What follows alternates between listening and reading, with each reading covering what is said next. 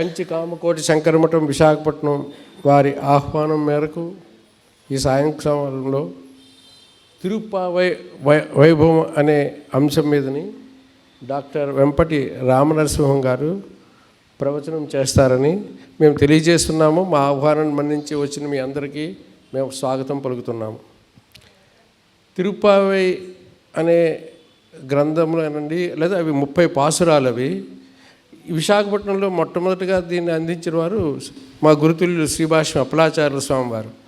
వారు 30 రోజులు 1984 అనుకుంటాను కేజీహెచ్ దగ్గర ప్రహ్లాద మందిరంలోని లక్ష్మణ యతీంద్రులని పెద్దమూర్తివి వారు ఇక్కడ ధనుర్మాసం చేసిన సందర్భంలో ఈ తిరుప్పావై ప్రవచనాలు 30 రోజులు పెట్టారు. ఆ రోజుల్లో మేమందరం పొద్దున సాయంత్రం వెళ్ళి వింటూ ఉండేవాళ్ళమే.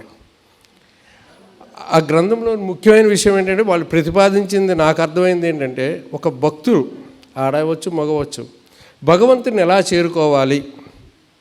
వాళ్ళు కాత్యాయని వ్రతమని చేస్తారు, శ్రీకృష్ణుని భర్తగా పొందాలనేటువంటి ఉద్దేశంతో. ఆ ఉద్దేశంతో వాడు ఉదయం లేచి ఒకరిని అలా 30 రోజుల పాటు లేచుకొని వెళ్ళి ఆఖరికి భోగి నాడు రంగనాథ స్వామిని ఆవిడ వివాహం చేసుకుంటారు. గోదాదేవి అని ఆండాలని వాళ్ళు పిలుస్తుంటారు. ఈ విషయం మీదని ఈ రోజున మనం ఇవాళ చాలా పర్వదినం, మీ అందరికీ తెలిసింది. 1 పూర్ణిమ, 2 ఈ రోజుని ఆర్ద్ర నక్షత్రం. మహాశివరాత్రి ఎంత పర్వదినమో ఈశ్వరుడికి ఈ రోజున అంత పర్వదినం. ఈ రోజున ఉదయం అభిషేకాలు అన్నీ అయ్యి సాయంత్రం మన అదృష్టవశాత్తు తిరుప్పావై మీదను కూడా ప్రసంగం చేయడానికి మా శంకరమఠం నిర్ణయం చేయడం, డాక్టర్ గారు వచ్చి ప్రసంగిస్తారని చెప్పడం మన అందరూ అదృష్టం. ఈ కార్యక్రమానికి అధ్యక్ష వహించినందుగా మా శంకరమఠం గవర్నింగ్ బాడీ ప్రెసిడెంట్ అయినటువంటి డాక్టర్ రవిరాజ్ గారిని ఆహ్వానిస్తున్నాను. అదేవిధంగా వారికి మా శివప్రసాద్ గారు పుష్పమాల ఏది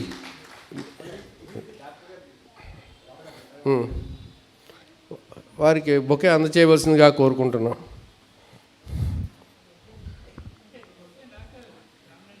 ఇది ఉంది, వారికి ఉంది,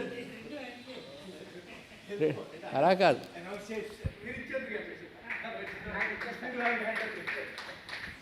ఈ రోజుని ప్రవచనం చేయడానికి ఇచ్చేసినటువంటి డాక్టర్ గారిని కూడా స్టేజ్ మీదకి వచ్చి రావాల్సిందిగా నేను ఆహ్వానిస్తున్నాను.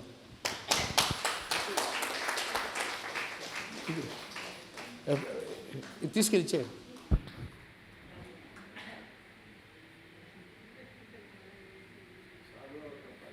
ఆఖరిని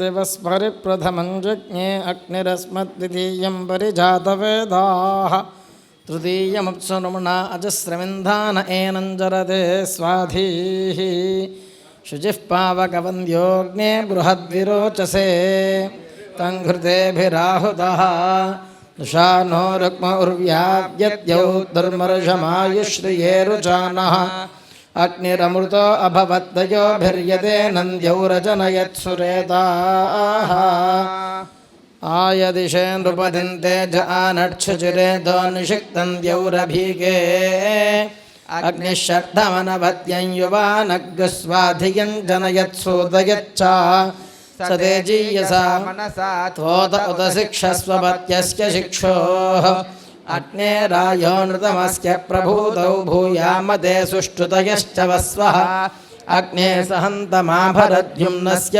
प्रासहारयिं विश्वायश्च ऋषणीरभ्यासा वाजेषु सा सहत् तमग्ने पृतनासः गोरयिगुंसः स्व आभरा वगुंहि सत्यो अद्भुतो दाता वाजस्य गोमतः. श्री शंकर विजयेंद्र सरस्वती स्वामी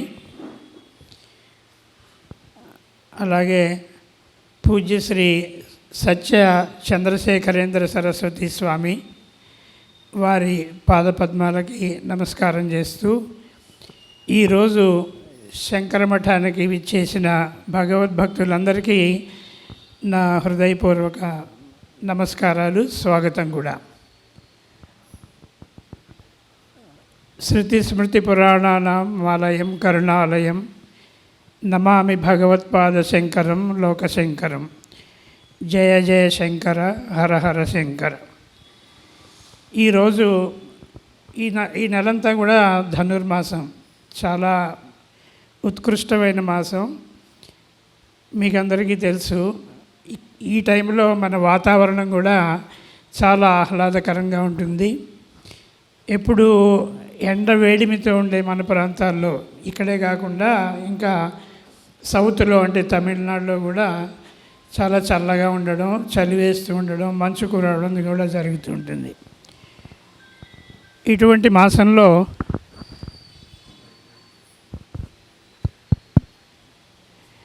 ఈ మాసంలో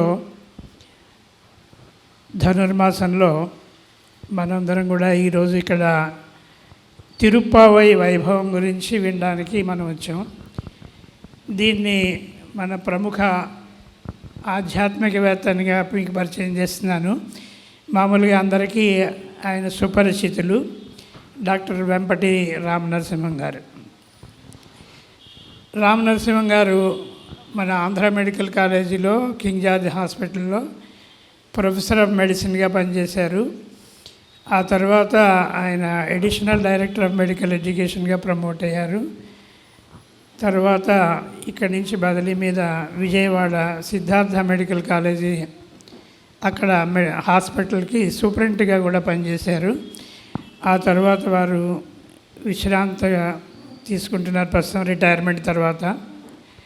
ఆయన బహుముఖ ప్రజ్ఞాశాలి, ఆ విషయం కూడా మీకు అందరికీ, ఇక్కడ కూర్చున్న వాళ్ళందరికీ ఆయన సుపరిచితులే. ఆయన వైద్య వృత్తిలో నిష్ణాతులే కాకుండా అనేక లలిత కళల్లో కూడా ఆయన ప్రావీణ్యం సంపాదించారు. ఆయన చాలా బాగా వీణ వాయిస్తారు, తర్వాత చిత్రలేఖనం, పెయింటింగ్ అది కూడా చేస్తారు. ఇవన్నిటికీ మించి ఆయన మంచి ఆధ్యాత్మికవేత్త. ఆయన ప్రస్తుతం అనేక ఆధ్యాత్మిక కార్యక్రమాల్లో పాల్గొంటూ ఈ ప్రవచన కార్యక్రమాలు కూడా చేస్తూ ఉంటారు. ఒక 2-3 వారాల క్రితం, ఒక నెల క్రితం ఒక చోట ప్రవచనం అయిన తర్వాత నేనే వారిని అడిగాను, ఇది వచ్చేది ధనుర్మాసం కనుక ఈ ధనుర్మాస కాలంలో తిరుప్పావై గురించి ఒక మంచి ప్రవచనం మా శంకరమఠంలో ఇస్తే బాగుంటుందని చెప్పి వారిని అడిగాను. ఆయన ముందు చిన్న సంకోచం, నేను ఎప్పుడు తిరుప్పావై గురించి మాట్లాడలేదన్నారు. నేను చెప్పాను, ఎప్పుడు మాట్లాడకపోవచ్చు, కానీ నువ్వు అనర్గళంగా దేని గురించైనా మాట్లాడగలవు కనుక తిరుప్పావై గురించి రిలవెంట్గా ఉంటుంది ఈ టైంలో, అది గురించి శంకరమఠంలో మాట్లాడితే బాగుంటుందంటే ఆయన వెంటనే అంగీకరించారు. ఆయన ఈరోజు మనం 3వ తారీఖుని, ఈరోజు విశేషమని మన భవానీ శంకర్ గారు కూడా చెప్పారు. చాలా పవిత్రమైన రోజు, పూర్ణిమ. అందువల్ల ఈ రోజుని తిరుప్పావై గురించి మనందరికీ ఆయన ప్రవచనం చెప్పడం మనందరి అదృష్టంగా భావిస్తూ, తిరుప్పావై గురించి భవానీ శంకర్ గారు కూడా చెప్పారు కొన్ని విషయాలు. ఈ ఆండాళ్ళు తమిళనాడు ఇటువంటి ప్రాంతంలో మనం చెప్పాను, ఇదంతా చలిగా ఉంటుంది, మంచు కురుస్తుంది, ఇటువంటి విషయాలన్నీ కూడా తిరుప్పావైలో వస్తూ ఉంటాయి. చేత ఆండాళ్ళ తల్లి ఈ 30 పాసురాలు రచించారు అని చెప్తారు. ఆండాళ్ళు సుమారుగా 8-10 దశాబ్దాల కాలంలో మన తమిళనాడులో, ఎక్కడ శ్రీరంగంలో శ్రీవిల్లిపుత్తూరులో ఆవిడ విష్ణు చిత్తులు అనే వారికి ఆవిడ ఒక తులసి వనంలో దొరికింది అని చెప్తారు, అంతే కదండి, తులసి వనంలో దొరికిందని చెప్తారు.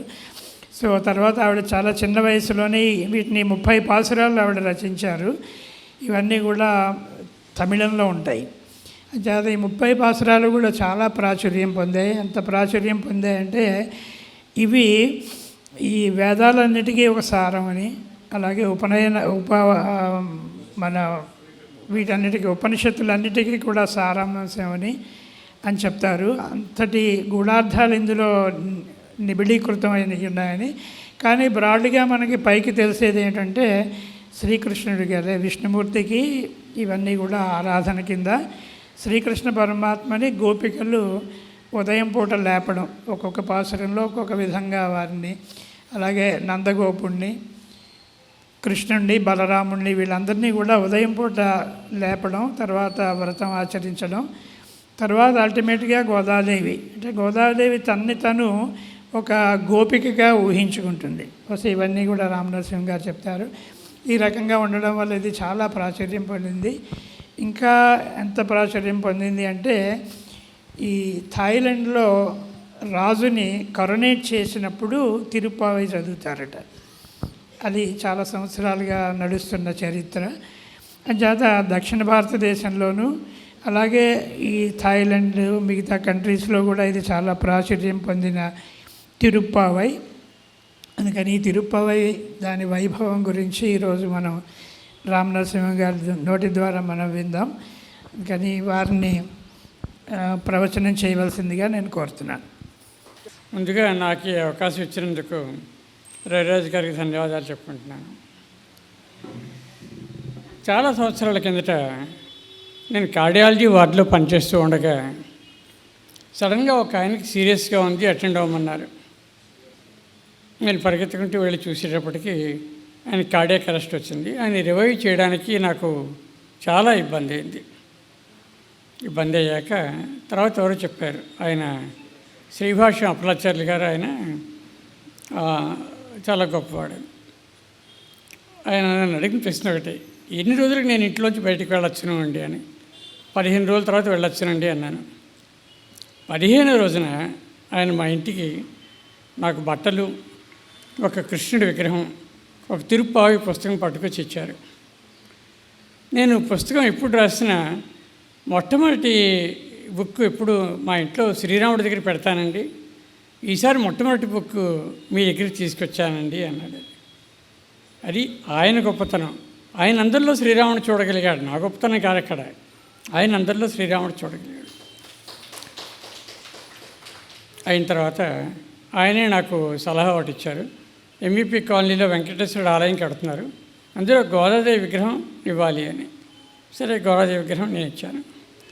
అప్పటి నుంచి ఇప్పటిదాకా కూడా నా పిల్లల బర్త్డేలు నేను తిన్నగా చేయనేమో, కానీ గోదాదేవి బర్త్డే మాత్రం ప్రతి ఏడాది వెళ్ళి ఆ గుడిలో చేస్తూ ఉంటాను. ఆయన ఇచ్చిన తిరుప్పావై ఇన్నేళ్ళు అలాగే నా ఎదురుగుండానే ఉంది. నేను ఎప్పుడు చదవలేదు. 14 రోజుల కిందట రవిరాజు నాకు చెప్పాడు, ఇలాగా తిరుప్పావి మాట్లాడమని. నేను తిరుప్పావి చదవలేదు. మిగిలిన పుస్తకాలన్నీ చదివాను, వేదాలు చదివాను, ఉపనిషత్తులు చదివాను, పురాణాలు చదివాను. తిరుప్పావిని ఎదురుగుండానే ఉంది. ఏ కారణం చేతో చదవటం అవ్వలేదు. చేత రవిరాజు వల్ల నేను తిరుప్పావి చదవడం జరిగింది. 734 పేజీలు. నాకున్నది 13 రోజులు. 13 రోజులు 734 పేజీలు చదివించేందుకు ముందుకు రవిరాజుకి ధన్యవాదాలు చెప్తూ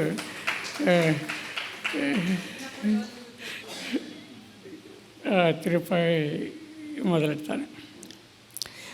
ఈ తిరుప్పావి ఎక్కువగా నాది, ఆయనది శ్రీభాష అప్పలాచార్యులు బాణి ఒకలాగే ఉంటుంది. అసలు నన్ను రాయమని చెప్పిందే ఆయన. అంతవరకు నేను అప్పుడప్పుడు మాట్లాడుతుండేవాడిని. ఆయన ఒకసారి చెప్పారు, మీటింగ్లో మాట్లాడితే 20 మంది వింటారు, 30 మంది వింటారు. విన్నవాళ్ళు కాసేపటికి మర్చిపోతారు, లేకపోతే ఒక నెల గుర్తుంటుంది. మరి నువ్వు రాసింది ఎప్పుడు గుర్తుండాలంటే ఏం చేయాలంటే పుస్తకమే రాయటం అలవాటు చేసుకున్నారు. ఆయన చెప్పిన తర్వాతే నేను రాయటం మొదలెట్టాను. సుమారుగా 11 పుస్తకాలు రాసినంతవరకు. అది కేవలం శ్రీభాష అప్పలాచార్య గారి సలహా వల్లనే నేను రాయాలి అన్న భావన నాకు కలిగింది. ఇది ఈ ఉత్సవం మనం ధనుర్మాసంలో చేసుకుంటాం. ఎందుకు ధనుర్మాసంలో చేసుకుంటాం అంటే ధనస్సు అంటే ఓంకారం అని అర్థం. ఇందాక రవిరాజ్ చెప్పినట్టుగా గోదాదేవి తులసి చెట్టు మొదట్లో దొరికింది. ఇలాంటిది ఒకటి కథ మనం విన్నాం కదా ఇదివరకు కూడాను. జనకుడినటువంటి వాడు ఆ యజ్ఞం కోసం భూమి తవ్వుతూ ఉండగా నాగచాలులోంచి అమ్మవారు ఆవిర్భవించింది. ఆవిడంతటా ఆవిడ వచ్చింది, ఆవిడ ఉద్భవించింది అక్కడ. ఆవిడకి సీత అని పేరు పెట్టాడు, నాగటి చాలు అని. సరే అమ్మ ఆడుకుంటూ ఉంది, 4 ఏళ్ళు వయసు వచ్చాయి. ఆడుకుంటూ ఉండగా ఒక బంతి వెళ్ళి ఏంటంటే ఒక శివధనస్సు వాళ్ళ ఇంట్లో ఉండేది, శివధనస్సు ఉన్న పెట్టి కిందకి వెళ్ళింది. 4 ఏళ్ల పిల్ల ఆ శివధనస్సుని ఎడం చేత్తో ఎత్తి కుడి చేత్తో బాల్ తీసుకుంది. ఆ విషయం చూశాక జనకుడికి అర్థమైంది, ఈ పిల్లకి పెళ్లి చేయాలంటే మామూలు వాడు పనికిరాడు, ఎవడైతే శివధనస్సుని ఎక్కువ పెట్టగలడో వాడికి ఇచ్చి పెళ్లి చేస్తాను అని చెప్పి డిసైడ్ చేసుకున్నాడు జనక మహర్షి. ఆ డిసైడ్ చేసుకున్నవాడు విల్లుని ఎక్కువ పెట్టడం అన్న మాట వాడాడు. ఈ ఎక్కువ పెట్టడం ఏంటి, ఎత్తడం సరిపోదా, ఎత్తడం 4 ఏళ్ల పిల్ల ఎత్తింది, అందుకని అంతకంటే కొంచెం ఎక్కువ చేయాలి కదా, అందుకని పెట్టాడేమో అనుకున్నాం. కారణం అది కాదు. నమతి ఇతి నామః అంటారు. నామము అన్న మాటకి అర్థం ఏంటంటే ఎవరి వైపు వంగుతుందో, ఎవరి మీద వాలుతుందో దాన్ని నామము అంటాం. ఇప్పుడు నేను రవిరాజు అంటే ఈ శబ్దం పైకి వెళ్ళి రవిరాజు మీద మాత్రమే వాలుతుంది, అది మిగిలిన వాళ్ళ వైపు వంగదు. సో ఎవరికి వంగుతుందో వాళ్ళది అది నామం అవుతుంది. సో జనకుడు పెట్టిన కండిషన్ ఏమిటి, శివధనస్సుని ఎక్కువ పెట్టడం అంటే మన వైపు ఉంచుకోవటం. ధనస్సుని ఓంకారం అంటారు. ఓంకారం ఎవరి వైపు వంగుతుంది, ఓంకారం ఎవరి పేరైతే వాళ్ళ వైపు వంగుతుంది. సో ఆ జనకుడు పెట్టిన కండిషన్ విని అందరూ వచ్చారు, దేవతలు, దానవులు, గంధర్వులు అందరూ వచ్చారు. వాళ్ళు ఎవరూ ఎక్కువ పెట్టలేకపోయారు. వాళ్ళలో మహాబలవంతులు ఉన్నారు, కైలాసాన్ని ఎత్తిన వాడు ఉన్నాడు, మరొకరు ఉన్నారు. వాళ్ళందరూ ఎందుకు తన వైపు ఎక్కువ పెట్టలేకపోయారంటే వాళ్ళు ఎవరి పేరు ఓం కాదు. ఓం అన్న పేరు ఒకడే, ఆ పరమాత్మ. అందుకని చెప్పి ఆ పరమాత్మ మాత్రమే ఆ ధనస్సును ఎక్కువ పెట్టగలిగాడు. ఈ విధంగా అమ్మవారు అయ్యవారు కలిసిన మాసం కాబట్టి ఈ ధనుర్మాసం అన్నది మళ్ళీ ఇంకోసారి అమ్మవారు అయ్యవారు కనడానికి సూటైన మాసం కింద పెద్దలు నిర్ణయించారు. అంచేత ఆండాళ్ళు స్వామి కలిసిన మాసం ఈ ధనుర్మాసం. ఈ ధనుర్మాసంలో జీవాత్మ పరమాత్మలో కలుస్తుంది కాబట్టి ఈ మాసంలో మనం ఈ వ్రతం చేస్తూ ఉన్నాం. సీత అంటే నాగట చాలు అని అర్థం. ఈవిడెక్కడ దొరికింది, శ్రీవిల్లిపుత్తూరులో తండ్రికి దొరికింది. ఎలా దొరికింది, ఆయన కూడా తులసి చెట్టుకి గొప్పు తీస్తూ ఉంటే తులసి చెట్టు మొదట్లో దొరికింది. అందుకని ఆవిడకి గోదా అని పేరు పెట్టాడు. గోదా అంటే గిఫ్ట్ ఆఫ్ ల్యాండ్, భూదేవి ఇచ్చిన కానుక అని పేరు అని పెట్టాడు విష్ణుచిత్తుడు. విష్ణుచిత్తుడు తనలో తులసి చెట్ల దగ్గర పనిచేస్తూ ఉండేవాడు, అంతే తెలిసిన ఆయనకి. ఆ ఊళ్ళో రాజుగారు ఒకసారి మహాసభ ఏర్పాటు చేశారు, పండితులందరినీ పెట్టి ఏర్పాటు చేసి దేవుడి గురించి డిస్కషన్ పెడితే పండితులు చెప్పిన దాంట్లో చిన్న చిన్న తప్పులు ఉంటే ఈ తోటమాలి దాన్ని కరెక్ట్ చేశాడు. కరెక్ట్ చేయగానే పండితులందరూ ఒప్పుకున్నారు. మా అందరికంటే కూడా ఈ విష్ణుచిత్తుడికి ఎక్కువ నాలెడ్జ్ ఉంది, ఈ సభలో మా అందరికంటే ఆయన గొప్పవాడు అని చెప్పి. అప్పుడు రాజుగారు ఈయన్ని నువ్వు మా ఆస్థానంలో ముఖ్య పండితుడిగా ఉండు అంటే ఆయన అక్కర్లేదు, నేను తులసి చెట్టు దగ్గర పూజ చేసుకుంటానని వెళ్ళిపోయాడు. ఆయన గౌరవించాలి, ఎలా గౌరవించాలి అలా వెళ్ళిపోయేవాడిని. అందుకని రాజుగారు ఏం చేశారంటే ఆయన ఒక భద్రగజం మీద ఆయన కూర్చోపెట్టాడు. ఆ భద్రగజం మీద రాజుగారు ఒక్కళ్ళే కూర్చుంటారు. అంటే తన పోస్టు ఆయనకి ఇచ్చాడు. ఇప్పటికి కూడా మనం ఆళ్వార్ల బొమ్మలు చూస్తూ ఉంటే విష్ణుచిత్తుడి బొమ్మ ఏనుగు మీద కూర్చున్నట్టుగా ఉంటుంది. అది విష్ణుచిత్తుడికి ఉన్నటువంటి గొప్ప. మిగిలిన 11 మంది ఆళ్వార్లు కూడా స్వామి అనుసరించి వచ్చినటువంటి వాళ్ళే. శంఖ నుంచి ఒకళ్ళు వచ్చారు, చక్రం నుంచి ఒకళ్ళు వచ్చారు, గద నుంచి ఒకళ్ళు వచ్చారు, ధనస్సు నుంచి ఒకళ్ళు వచ్చారు, ఖడ్గ నుంచి ఒకళ్ళు వచ్చారు, వనమాల నుంచి ఒకళ్ళు వచ్చారు, శ్రీవత్స నుంచి ఒకళ్ళు వచ్చారు, విశ్వక్సేనుడు ఒక వీళ్ళు ఆళ్వార్లుగా వచ్చారు. వీళ్ళల్లో విష్ణుచిత్తుడు అన్న ఆయన గరుత్మంతుడి అంశగా భావిస్తారు. గరుత్మంతుడికి ఒక కోరిక కలిగిందిట, అమ్మవారు నా కూతురైతే బాగుండు అని ఆయన మనసులో అనుకున్నాడంతే. కానీ అమ్మవారికి తెలిసింది కదా ఆ విషయం. విష్ణుచిత్తుడు ఒక ఆళ్వార్ కింద భూమిలో ఎప్పుడైతే విష్ణుచిత్తుడిని పెరియ ఆళ్వార్ అంటారు. ఎందుకంటే ఇప్పుడు మనం చాలాసార్లు వింటూ ఉంటాం పల్లాండు అన్నమాట. మనం దేవుడి నుంచి ఆశించకుండా విష్ణుచిత్తుడు అన్నటువంటి వాడు దేవుడిని సుఖంగా ఉండు అని కోరుకున్నాడు. పల్లాండు అన్నాడు. ముందు 100 ఏళ్ళు బతకాలయ్యా అన్నాడు, సాటిస్ఫై అవ్వలేదు. 1000 ఏళ్ళు బతకాలయ్యా అన్నాడు, సాటిస్ఫై అవ్వలేదు. నువ్వు వేల ఏళ్ళు బతుకు అన్నాడు. పల్లాండు అన్న మాటకు అర్థం ఏంటంటే భూమి ఉన్నంతకాలం నువ్వు అందరి చేత గౌరవింపబడిగాక అని చెప్పి విష్ణు చిత్తుడు ఇచ్చినటువంటి మంగళాశాసనం ఇవాళకి కూడా పూజ ముందు జరుగుతూ ఉంటాం. సరే, ఆ తులసి వనంలో గోదాదేవి దొరికింది. విష్ణు చిత్తుడు రోజు తులసి మాల పట్టుకెళ్ళి స్వామికి వేస్తూ ఉన్నాడు. ఒకరోజు చూసి దాంట్లో ఒక వెంట్రుక కనపడింది. అయ్యయ్యో పొరపాటు అయిపోయింది, వెంట్రుక ఎలా వచ్చింది అని ఇంటికి వచ్చి చూసుకున్నట్టు ఆయన. చూసుకుని అసలు వెంట్రుక ఎందుకు వచ్చింది ఇంట్లో అని చెప్పి అబ్జర్వ్ చేస్తే ఈ గోదాదేవి రోజు ఆ తులసి మాల ముందు తనే వేసుకుంటుంది. తను వేసుకున్న మాల అక్కడ పెడుతోంది, తండ్రి పట్టుకెళ్ళది స్వామికి ఇస్తున్నాడు.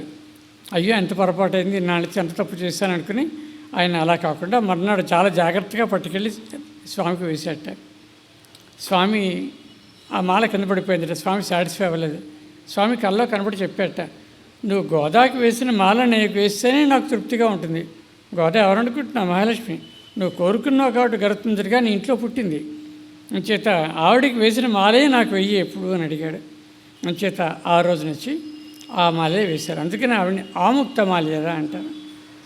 ఆముక్త మాల్యద పేరున శ్రీకృష్ణదేవరాయలు చాలా కావ్యం రాశాడు, అది వేరే విషయం. ఆవిడకి ఉన్నటువంటి మూడో పేరు ఆండాళ్ళు. ఆండాళ్ళు అంటే జగత్తులో అందరికంటే శక్తివంతురాలు అన్నటువంటి మాట ఆండాళ్ళకి వాడతాం. The one who controls the universe అన్న మాటకి ఆండాళ్ళు అన్న మాట వాడతాం. మామూలుగా ఆవిడ గోద ఆముక్తమాలేదైంది, ఇప్పుడు ఆండాళ్ళైంది. ఈ ఆండాళ్ళు ఎలాగైంది? అంత జగత్తుని కంట్రోల్ చేసేటువంటి శక్తి ఈ చంటి పిల్లకి ఎందుకు వచ్చింది? మిగిలిన వాటికి వీటికి ఉన్నటువంటి తేడా ఏమిటో ఒకసారి చూద్దాం. ఎందువల్ల ఆండాళ్ళు ఎంత గొప్పది అయింది అంటే ఆవిడ చేసినటువంటి ఏంటి, ఈ తిరుప్పావు వ్రతం వల్ల అయింది. తిరు అంటే శ్రీ, పావు అంటే వ్రతం. ఆవిడ చేసిన వ్రతం పేరు శ్రీ వ్రతం. ఈ స్త్రీ అన్నమాట పెద్దలు చాలా లిమిటెడ్గా వాడతారు. స్త్రీ అన్నమాట అందరికీ వాడకూడదు. స్త్రీ అన్నమాట వ్యాసుల వారు ఒక్కసారి వాడారట. గజేంద్ర మోక్షంలో గజేంద్రుడు నారాయణని పిలిచాట, నీవే తప్ప ఇతపరం పెరుగా అన్నట్ట. అప్పుడు శ్రీ మహావిష్ణు దిగొచ్చట. అక్కడ వాడతాడు స్త్రీ అన్నమాట. తత్ నాగవరా శ్రీమాన్ అని.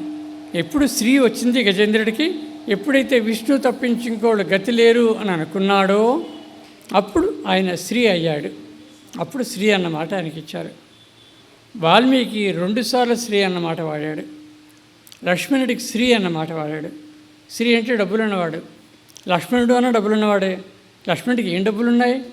14 సంవత్సరాలు తిండి లేదు, తిప్పలేదు, నిద్ర లేదు, రాముడు సేవ చేస్తూ బతికాడు. సో లక్ష్మణుడికి ఉన్న స్త్రీ ఏమిటి? ఎప్పుడూ భగవంతుడి దగ్గర ఉండటంని స్త్రీ అంటాం.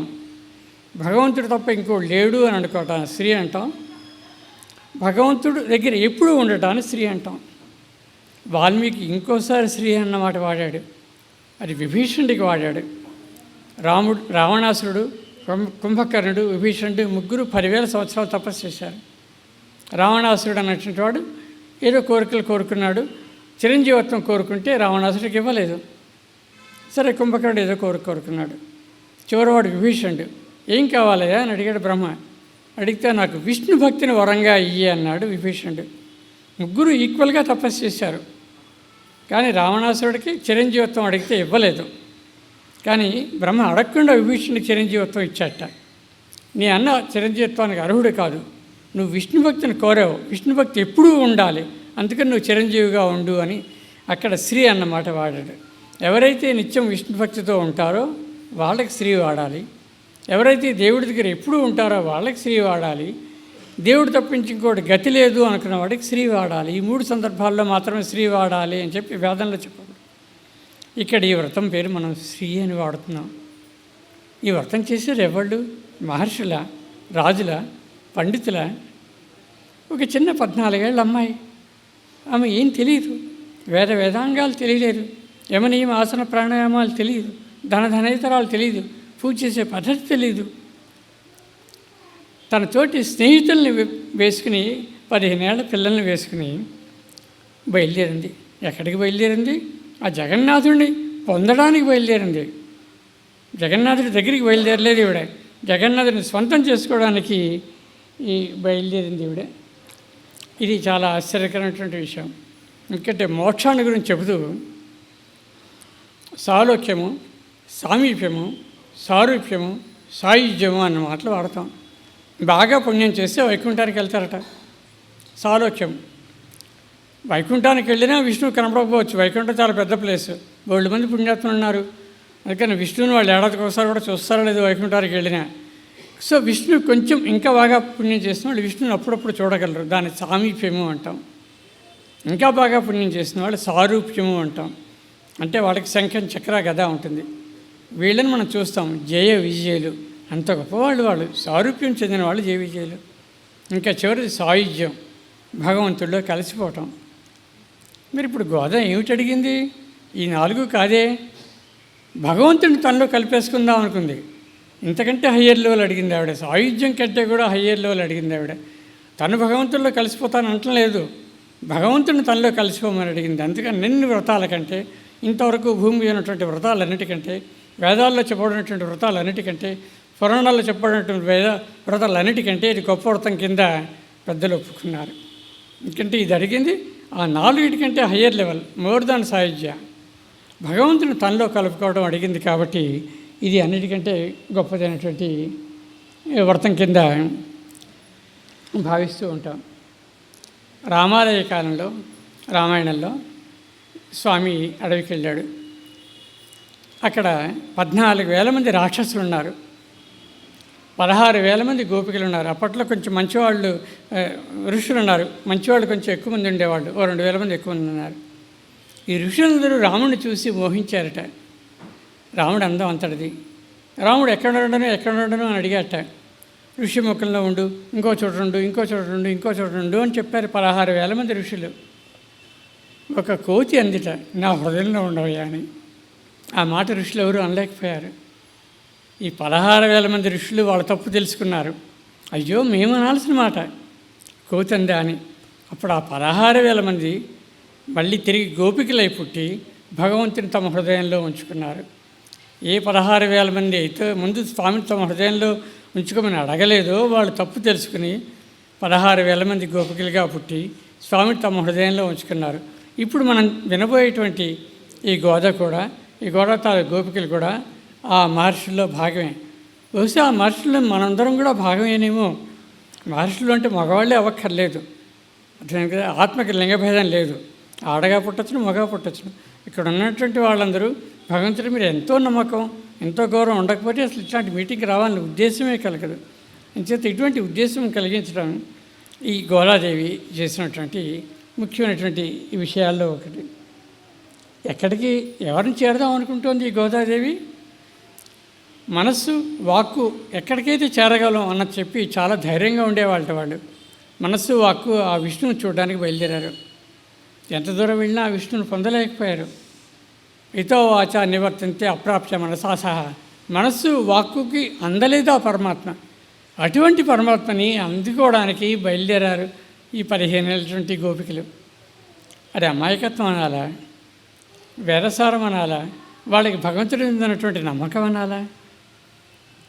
అక్కడికి వెళ్ళినా కూడా మనకి వెంకటేశ్వర సుప్రభాతంలో చెప్తారు 14వది, శ్రీ స్వామి పుష్కరణిగా ప్లవ నిర్మలాంగా శ్రేయోర్ధిని హర విరించి సనందనాభ్యాహ ద్వారే వసంతి వరవేత్ర హతోత్తమాంగాని.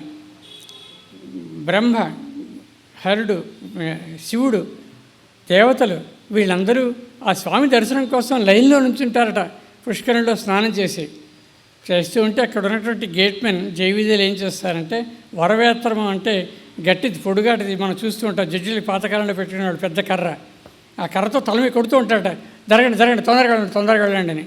ఆ రోజు నుంచి ఈ రోజు దాకా తిరుపతిలో అదే గొడవ, మన దేవుని చూసుకునేవారు. అటువంటి స్వామిని చూడడానికి, అటువంటి స్వామిని సొంతం చేసుకోవడానికి మన గోదాదేవి బయలుదేరింది. మనం కూడా గోదాదేవితో కలిసి బయలుదేరదాం.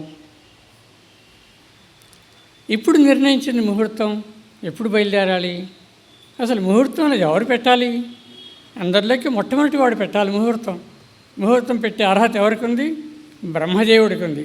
అందుకనే బ్రహ్మ పెట్టిన ముహూర్తం స్టాండర్డ్ ముహూర్తం. సూర్యోదయానికి 96 నిమిషాల ముందు బ్రహ్మ ముహూర్తం పెట్టాడు. ఈ ముహూర్తంలో ఏ పని చేసినా మంచి బుద్ధి కలుగుతుంది, దేవుడికి దగ్గరగా వెళ్తారు, దేవుని తొందరగా చేరగలరు అని పెట్టినటువంటి ముహూర్తాన్ని బ్రహ్మముహూర్తం అంటారు. ఈ బ్రహ్మముహూర్తంలో ఏమవుతుంది, ఈ బ్రహ్మముహూర్తంలోనే మనం సూర్యభగవానుడు నెమ్మదిగా ఉదయిస్తూ ఉంటాడు. తమో గుణం నెమ్మదిగా అంతరిస్తూ ఉంటుంది, సత్వగుణం లేస్తూ ఉంటుంది.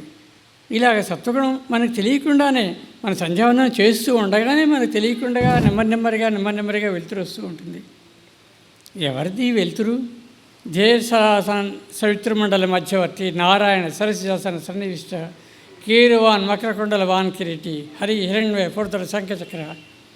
ఆ సూర్యమండలంలో ఉన్నది కూడా ఈ గోదాదేవి ఎవరిని దండం పెట్టుకుంటుందో ఆ కృష్ణుడే ఉన్నాడు అక్కడ. ఆ కృష్ణుడే తన కిరణాల ద్వారా నెమ్మదిగా సృష్టిని అంతటినీ లేపుతున్నాడు. సో గోదాదేవి అక్కడ మొదలెట్టడం ఉద్దేశం ఆ శ్రీకృష్ణుడు గోదాదేవిని లేపుతున్నాడు. తర్వాత ఈవిడ ఆయన లేపుతున్నారు, వేరే విషయం. కానీ ముందు లేపింది శ్రీమన్. ఏ తేజస్సు అయితే సూర్యుడిలో ఉందో ఆ కృష్ణ పరమాత్మ తేజస్సే జగత్తుని అంతటినీ మేలుకొల్పుతూ ఉంటుంది. చేత ఆ సందర్భంలో ఈ తమోగుణం చేసి బయలుదేరాను. సూర్యకిరణాలని గో అన్న మాట వాడతాం. మనం గోవింద అన్న మాట తరచూ వాడుతూ ఉంటాం కదా. ఒక గో ఇది సూర్యకిరణాలు మనని లేపేవాడు గోవిందుడు. మన రోజు నిద్ర లేపేవాడు, మంచి పని చేయించేటువంటి వాడు గోవిందుడు. అత్యంత మొదటి గో అక్కడ అనుకుందాం. అక్కడతో సృష్టి మొదలైంది. భాగవతం కానీ మిగిలిన పురాణాలు కానీ ఏమన్నా చూడాలంటే పురాణాలన్నింటిలో కూడా ముందు సృష్టి గురించి మాట్లాడతారు. సో ఇక్కడ కూడా ఈ తిరుప్పావి మొదలెట్టే ముందు ప్రకృతి గురించి మాట్లాడుతూ ఉందాం. ఈవిడ అందరినీ లేపుతోంది, పెద్దవాళ్ళని లేపుతోంది, పిల్లవాళ్ళని లేపుతోంది, ధనవంతులు లేపుతోంది. ఇక్కడ ఈ పూజకి వయసుతో సంబంధం లేదు, కులంతో సంబంధం లేదు, గుణంతో సంబంధం లేదు, అందరినీ లేపి తీసుకువెళ్తోంది. ఎందుకంటే ఈవిడ గోల్ మెయిన్ ఆనందంగా ఉండటం. ఆనందంగా మనం ఎక్కడ ఉండగలం, ఎప్పుడు ఉండగలం? మనం ఇక్కడ హాల్లో కంఫర్టబుల్గా కూర్చున్నాం, సుఖంగా కూర్చున్నాం అంటాం. ఇప్పుడు కొంచెం గాలి తినగా లేకపోతే ఏసీ వేస్తాం, ఒక మంచి పాట ఏదో వింటున్నాం, దాన్ని సంతోషము అంటాం. సుఖము, సంతోషము. ఇప్పుడు ఎవరో ఒక పెద్ద ఆయన వస్తాడు, ఆయన కూర్చోడానికి చోట్లేదు, మనం లేచి నుంచుని మన సీట్ ఆయనకి ఇద్దాం.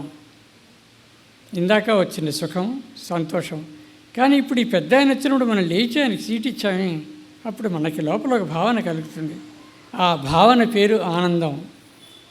మన ద్వారా ఎవరికైనా మేలు చేసి వాళ్ళు సుఖపడితే మన సుఖపడటాన్ని ఆనందము అంటాం. అది గోదా మెయిన్ గోల్. అందుకనే తిరుప్పావు ఇంత పాపులర్ అయింది. అందుకని గోదా తనొక్కరిది పుణ్యం పని చేసుకుందాం అనుకోలేదు, తనొక్కరిది కృష్ణుడి దగ్గరికి వెళ్ళిపోదాం అనుకోలేదు, అందరినీ తీసుకెళ్దాం అనుకుంది. ఇది సమిష్టి వ్యవహారం, ఈ సమిష్టి పండగ. అందరం కలిసి చేద్దాం, అందరం అక్కడికి వెళ్ళిపోదాం. ఈ భావన ఉండడం అనేది చాలా రేర్. ఎవడికి వాడొక్కడే బాగుపడాలని ఉంటుంది. నేనొక్కడనే శివుడి దగ్గరికి వెళ్ళాలి, నేనొక్కడనే విష్ణువు దగ్గరికి వెళ్ళాలి, వీళ్ళందరూ వచ్చేస్తే ఎలాగా, నాకు పతనం తగ్గిపోదా? అలా అనుకోలేదు తల్లి. అందుకనే మనం ఈ తిరుప్పావి ఇవాళకి కూడా చదువుతున్నాం. ఎందుకంటే ఆవిడ వీళ్ళందరినీ కూడా పట్టుకెళ్తుంది. ఈవిడ ధ్యేయం ఏమిటి? శ్రీకృష్ణుడి కరుణ కోసం.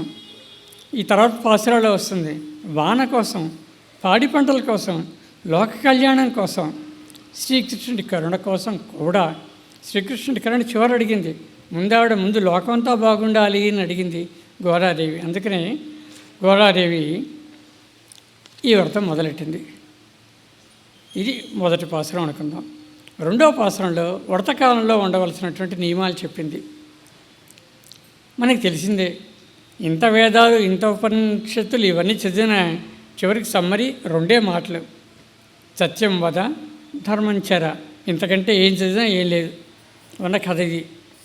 ఆ మాట రెండో పాసురంలో చెప్పింది. ఈ వ్రతకాలంలో మనం అబద్ధం ఆడద్దు, మనం ధర్మాన్ని ఆచరిద్దాం. వేదం మొత్తం 2 మాటల్లో రెండో పాసురంలో చెప్పింది తల్లి. ఇంతకంటే ఏం చేయక్కర్లేదు, ఇది చేయండి చాలు, దేవుడు మీ దగ్గర పరిగెట్టుకుంటూ వస్తాడు. 2 మాటలు, సత్యం వర, ధర్మం చర. ఇది వేదసారం. బాగుంది. అక్కడితో వేదాలు అయిపోయాయి. ఇంకో మాట చెప్పింది ఈవిడ, మనం వీలైనంత వరకు అందరికీ సాయం చేద్దాం. మన దగ్గర ఉన్నది అందరికీ పంచిపెడదాం. మన దగ్గర ఎంత కొంత ఉంటే అంతే పంచిపెడదాం. ఇంకోళ్ళకి సాయం చేద్దాం అని చెప్పింది రెండో మాట. ఇది పురాణ సారం. పురాణాలన్నీ రాశాక వ్యాసుని అడిగారు అందరూ, అయ్యా 18 పురాణాలు రాసి ఎక్కడ చదువుతాం, మాకు టైం లేదు, మాకు గోల్డ్ పనులు ఉన్నాయి, సమ్మరి ఒక మాటలో చెప్పేవయ్యా అన్నారట. అప్పుడు వ్యాసుడు సమ్మరి చెప్పాట. సర్వశాస్త్ర పురాణేషు వ్యాస వచనం ధ్రువం పరోపకార పుణ్యాయ పాపాయ పరపీడనం. ఇంతే 18 పురాణాలు. 18 పురాణాలు కలిపి ఇంతే ఒకటే మాట. అది ఇక్కడ గోదాదేవి మనకి రెండో పాసురంలో చెప్పింది, ఇంకోళ్ళకి సాయం చేద్దాం. సో వేదంలో ఇచ్చిందంతా ఒక మాటలో చెప్పింది, పురాణాల్లో ఇచ్చిందంతా రెండో మాటలో చెప్పేసింది. అక్కడితో వేదం పురాణం అయిపోయింది. ఇంకా మూడో పాసురంలో ఈవిడ వామనుడి గురించి చెప్పటం మొదలెడుతుంది. పెరగటం తరగటం లేని స్వామి మన కోసం పుట్టివాడిగా పుట్టాడు, పెరిగాడు. ఎవరి కోసం చేశాడు ఇది? స్వామి లోక కళ్యాణం కోసం చేశారు. అదితి కశ్యపులు నారాయణుడి గురించి తపస్సు చేశారట. చేసి, అయ్యా నువ్వు మాకు 3 జన్మలు పిల్లాడిగా పుట్టు, మా కొడుకుగా పుట్టు అన్నారు. మొదటి జన్మలో అతిథి కశ్యపులకి వామనుడిగా పుట్టాడు. స్వయంగా అతిథి కశ్యపులకే పుట్టాడు, మానవుడిగా పుట్టాడు స్వామి. ఎందుకోసం పుట్టాడు? ఇప్పుడు అతిథి కశ్యపులు పిల్లాడు కాబట్టి ఇంద్రుడు, సూర్యుడు ఈయనందరూ ఈయనకి బ్రదర్స్ అవుతారు. వాళ్ళందరూ కష్టాల్లో ఉన్నారు. వాళ్ళ రాజ్యం అంతా బలి కొట్టేశాడు. అప్పుడు బలి దగ్గరికి వెళ్ళాడు ఈయన. ఆదిని శ్రీసతి కొప్పుపై, తనువుపై, అంశోత్తరీయంపై, పాదాబ్జంబులపై, కపోలతడిపై నూతన మర్యాదను పొందు కరంపు కింద ఓట. శ్రీ మహాలక్ష్మికి భర్త ఆయన అందరికీ ఇవ్వటమే కానీ ఇంతవరకు ఆయనకి ఎవరి చేత కింద పెట్టలేదు ఆయన. అటువంటి స్వామి లోక కళ్యాణం కోసం వామనుడి దగ్గరికి బెచ్చమెత్తడానికి వెళ్ళాడు. లోక కళ్యాణం కోసం స్వామి, అంత పెద్ద స్వామి ఇంత చిన్నవాడైపోయాడు. లోకానికి మేలు చేయడం కోసం పుట్టిన అవతారం కాబట్టి మూడో పాసురంలో ఆవిడ వామనుడి గురించి చెప్పింది. ఒక్కాలతో భూమిని ఆక్రమించాట స్వామి. భూమి మీద ఉన్నటువంటి పశువులు, పక్షులు, వృక్షాలు అన్నీ చాలా సంతోషించాయి, అన్నీ పొంగిపోయాయి. స్వామి పాద నుంచి గంగ పుట్టింది, లోకపాదని. సో స్వామి భూమి మీద పెట్టిన కాలు పర్పస్ సర్వ్ అయిపోయింది, విశ్వం అంతా బాగుపడింది. రెండో కాలు పైన పెట్టాడు స్వామి. అక్కడ ఆకాశంలో ఉన్నటువంటి వాళ్ళందరి కష్టాలు తీర్చాడు. వాళ్ళేం సుఖంగా ఏం లేరు, వాళ్ళ ప్రాబ్లమ్స్ వాళ్ళకే ఉన్నాయి. అనుకోకుండా వాన పడితే తిడతాం, అవసరం పడకపోతే వాన తిడతాం, ఎండ ఎక్కువైతే తిడతాం, ఎండ తక్కువైతే తిడతాం, చలి ఎక్కువైతే తిడతాం. అందరిలోకి ఎక్కువ తిట్లు తినేవాళ్ళు దేవతలు. అందుకని స్వామి తన రెండో కాలుతో వాళ్ళని రక్షించాడు. బాగుంది. మరి మూడో కాలు ఎక్కడ పెట్టాను అని అడిగాడు స్వామి. దానికి అద్భుతమైన సమాధానం ఇచ్చింది గోదాదేవి. మన హృదయంలో పెట్టమని అడుగుదామంది గోద. అంత అద్భుతమైన ఆలోచన ఇంతవరకు ఎవరికి రాలేదు. గోదాదేవికి వచ్చింది ఆలోచన. ఎక్కడో పెట్టడం ఏమిటి, మన హృదయంలో పెట్టుకున్నాం స్వామిని. హృదిస్థితం పంకజం అష్టపద్మం సకర్ణికం కేసర మధ్యనీలం అంగుష్టమాత్రం మనయే వలంతి ధ్యాయంతి విష్ణు పురాణ పురుషం. ఆ పురాణ పురుషుని నా హృదయంలో ఉంచుకుంటాను అంది. ఆ ముందు యుగంలో హనుమంతుడు ఉంచుకున్నాడు. ఇప్పుడు మనందరికీ చెప్పింది గోర, తను ఉంచుకుంటానని లేదు, మనందరి హృదయాల్లో ఆ విష్ణువుని ఉంచుకుందామని చెప్పింది. ఎందుకని ఆయన చెప్పింది? ఆయన లోక కళ్యాణం కోసం బెచ్చమెత్తాడు. ఆయనకి మనం అంతకంటే గౌరవం ఇవ్వలేం. బలి తలని పెట్టుకున్నాడు, కానీ తల గట్టిగా ఉంటుంది. పాపం విష్ణు పాదం నొచ్చుకుంటుందేమో అంది గోదాదేవి. అంత భక్తి ఆవిడకి, అంత ప్రేమ స్వామి అంటే. తల మీద పెట్టుకుంటే బలి తల మీద తల గట్టిగా ఉంది కదా, అయ్యో నొప్పి పెడుతుందేమో శ్రీ మహావిష్ణువుకి. అందుకని మెత్తగా ఉండే చోటు ఉంచుకుందాం, మన హృదయంలో ఉంచుకుందాం అంది. దాన్ని ప్రేమ అంటారు, దాన్ని భక్తి అంటారు. తర్వాత 4వ పాసురంలో తల్లి వానలు పడమని కోరుకుంది. ముందుగా ఏ పూజలైనా, ఏ వ్రతంలో అయినా వరుణదేవుణ్ణి పూజించాలి. వ్రతం మొదలెట్టే ముందు ఏ వ్రతమైనా సరే, సత్యవ్రతం కానీ మరో వ్రతం కానీ కలశంలో నీళ్లు పోసి వరుణుని పూజించాకే వ్రతం మొదలెట్టాలి. ఎందుకంటే వానలు తిన్నగా పడితేనే కదా మనకి తిండి ఉండేది, వ్రతాలు మహాలు మరొకటి చేసేది. చేత వరుణదేవుణ్ణి పూజించి వానలు బాగా పండాలి అంది. స్వామిని మేఘంతో పోల్చింది. నీలమేఘశ్యాముడు ఆయన. మేఘంతో ఎందుకు పోల్చింది అంటే, మేఘం ఆ సముద్రంలో ఉన్నటువంటి ఉప్పు నీటిని తీసుకుంటుంది, కానీ వర్షించేదో మంచినీటిని వర్షిస్తుంది. మంచి వాళ్ళ మీద వర్షిస్తుంది, చెడ్డ వాళ్ళ మీద వర్షిస్తుంది. మేఘానికి ఆ తేడా ఏం లేదు. ఉప్పు నీటిని తీసుకుని మంచినీటిని అంతటికీ ఇచ్చేటువంటి మేఘమే ఆ పరమాత్మ. ఆ స్వామి పంచజన్యం యొక్క శబ్దమే మేఘ గర్జన అంది. ఆ స్వామి సుదర్శన చక్రమే మేఘంలో వచ్చేటువంటి మెరుపు అని చెప్పి ఆవిడ ఎక్కడ చూసినా ఆవిడకి భగవంతుడే కనబడుతున్నాడు. ఆవిడ మేఘం చూసినా కృష్ణుడే కనబడ్డాడు. అందుకని చెప్పి మేఘ గర్జన కూడా ఆవిడకి పాంచజన్యంలా వినపడింది. మేఘం మెరుపు కూడా ఆవిడకి సుదర్శన చక్రంలా కనపడింది. ఆవిడకి కృష్ణుడు తప్పించి ఇంకేం కనపడ్డు. హరిమయము విశ్వమంతయు, హరి విశ్వమయండు, సంశయం పని లేదు. హరిమయము కాని ద్రవ్యం పరమాణువు లేదు, అంశపాను వింటే అని చెప్పాడు. ఆవిడకి ప్రతిదీ హరి, ప్రతిదీ హరి, హరి కానిది ఇంకోటి లేదు ఆవిడకి. అది 4వ పాసురంలో మనకి అర్థమయ్యే విధంగా స్వామి చెప్పింది. ఇక్కడ చెప్తుంది, రామబాణాల్లా వాన కురవయ్యా అని అడిగిందిట. మధ్యలో రాముడు తీసుకొచ్చింది ఈవిడ, వామనుడి తర్వాత. రాముడు ఇందాక 16,000 మంది ఋషుల్ని రక్షించాడు అన్నాడు కదా. 14,000 మంది రాక్షసులు, ఖర దోషణ త్రిశిరాదులు 14,000 మంది వచ్చారట. గంటన్నర టైంలో 14,000 మంది రాక్షసులను చంపేట. అంత ఫాస్ట్గా, అంత వేగంగా బాణాలు, అన్ని బాణాలు వేయగలిగిన రాముడిలాగా వానజల్లు కురిపించవయ్యా అని చెప్పి ఈవిడ కోరుకుంది. అక్కడ రాముడికి పాపం దెబ్బలు తగలలేదు. అప్పుడు రాస్తాడు వాల్మీకి, ఒళ్ళంతా దెబ్బలు తగలాడు రాముడికి. 14,000 మంది కొడితే తగలకేమవుతాయి? రక్తం ఓడుతుంటూ వెళ్ళాట సీత దగ్గరికి రాముడు. ఎందుకు బాధపడ్డాడో రాముడు? లోక కళ్యాణం కోసం. ఆయన దెబ్బలు తినాల్సిన అవసరం ఏముంది? వైకుంఠంలో హాయిగా పడుకోక లోక కళ్యాణం కోసం రాముడు దెబ్బతిన్నాడు.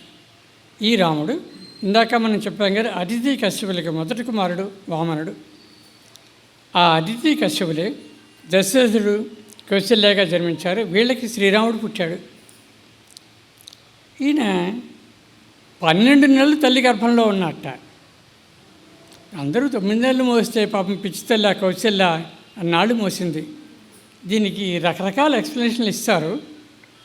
ఎక్కువ మంది ఇచ్చే ఎక్స్ప్లెనేషన్ ఏమిటి అంటే, అక్కడ అటుపక్క రావణాసురుడు అనేటువంటి వాడు బాగా తపస్సంపన్నుడు, మహావీరుడు, నిత్యం సంధ్యావందనం చేసేవాడు. వాణ్ణి చంపాలి అంటే ఒక మంచి వాణ్ణి చంపగలిగిన వాడు పుట్టాలి అంటే ఒక మంచి ముహూర్తం కావాలట. శ్రీరాముడు తను పుట్టడానికి తనే ముహూర్తం పెట్టుకున్నట్ట రావణాసురుని చంపడానికి. అందుకని పాపం గర్భంలో ఎక్కువ రోజులు ఉండాల్సి వచ్చిందట. ఎంత కష్టమైన పని ఇది. మనకేం చెప్తారు శంకరాచార్యుల వారు? పునరపి జననం పునరపి మరణం పునరపి జనని జఠరే శయనం ఏ సంసారే బహురుస్తారే. తల్లి కడుపులో ఉండటం చాలా కష్టమైన పని అయ్యా. అలా కాళ్ళు చేతులు అలా ముడుచుకుని ఉండాలి. మన కోసం రామయ్య ఇంకో 3 నెలలు ఎక్కువ ముడుచుకుని ఉండిపోయాడు పాపం. ఎవరి కోసం ఉన్నాడు? మన కోసం ఉన్నాడు. మన కోసం జన్మ లేనివాడు జన్మనిచ్చాడు. ఆ జయ విజయాలను తేవడం కోసం ఆ రావణాసురుడు కుంభకర్ణుడు ఆయన ద్వారపాలకులు ఇందాక చెప్పాం కదా మనం. వాళ్ళు సనక సనందాదుల శాపం వల్ల ఇలాగ రాక్షసులుగా పుట్టారు. వాళ్ళు అప్పుడు విష్ణువు అడిగేట వాళ్ళని, ఏమయ్యా మీకు 5 జన్మలు భక్తులుగా వరం కావాలా, 3 జన్మలు రాక్షసులుగా వరం కావాలని అడిగాట. భక్తి అంటే అది. వాళ్ళు అన్నారట, స్వామి మేము 5 జన్మలు మిమ్మల్ని వదిలి ఉండలేము. తిట్టుకున్నాడు మమ్మల్ని, ముల్లోకాలు తిట్టుకోనండి మమ్మల్ని, కానీ మేము 3 జన్మలు రాక్షసులుగానే ఉంటామన్నారు. వాళ్ళ 2 జన్మల ఎడబాటు కూడా భరించలేకుండా ఉన్నారు. అది కదా భక్తి అంటే. అందుకని ఆ భక్తుల్ని తెచ్చుకోవడం కోసం స్వామి అయోధ్యనిచ్చి నడిచొచ్చాడు. తన భక్తుల్ని వెనక్కి తీసుకెళ్ళడం కోసం వైకుంఠానికి. శిశుపాలుడి వర సందర్భంలో కూడా ఇలాగే చెప్తారు భారతంలో. ఋషులు ఉన్నారట ఆ సభలో. మార్కండేయుడు ఉన్నాడు, నారదుడు ఉన్నాడు, పాండురాజు యజ్ఞం చేశాడు, రాజసూయం చేశాడు, మహర్షులందరినీ పిలిచారు, దేవతలు ఉన్నారు, భీష్మాది వాళ్ళందరూ ఉన్నారు. వాళ్ళందరూ చూస్తూ ఉండగా శిశుపాలని చంపేట స్వామి. అక్కడ విషయం అది కాదు. వీళ్ళందరూ ఆశ్చర్యపడ్డారట. ఏమిటి ఆశ్చర్యపడ్డారు? శిశుపాలులోంచి అద్భుతమైన తేజస్సు వచ్చిందట. వచ్చి ఆ తేజస్సు కృష్ణుడిలో కలిసిపోయిందట. ఆ ద్వారపాలకులను వెనక్కి తీసుకెళ్ళడం కోసం ఆ స్వామి నానా బాధలు పడ్డాడు, నానా తిట్లు తిన్నాడు. అది మనకిక్కడ అమ్మవారు 4వ పాసురంలో చెప్పింది. 5వ పాసురంలో యశోద గురించి చెప్తుంది. చిక్కడు వ్రతముల క్రతువుల చిక్కడు దాన శౌచ శీల తపముల చిక్కడు యుక్తిని భక్తిని అన్నాడు ప్రహ్లాదుడు. ఆ స్వామిని పట్టుకోవటం అంత తేలికైన పని కాదు. ఇలా దొరకడు. పోనీ దుర్యోధనాదులు అతిరథ మహారథులు వాళ్ళు కురుసభలో స్వామిని తాడుపెట్టి కట్టేద్దాం అనుకున్నారు. వాళ్ళకి దొరకలేదు, వీళ్ళకి దొరకలేదు. పాప అమాయకురాలైనటువంటి యశోద ఒక తాడుతో కడితే దొరికిపోయేట ఆయన. అది ప్రేమ అంటే. ఆ భక్తినే ప్రేమ భక్తి అంటారు. ఆవిడ ప్రేమకి లొంగాడు. విశ్వమంతా ఆయన ఉదరంలో ఆవిడ చూపించాట. అయినా కూడా ఆవిడని తాడుతో కట్టేసింది.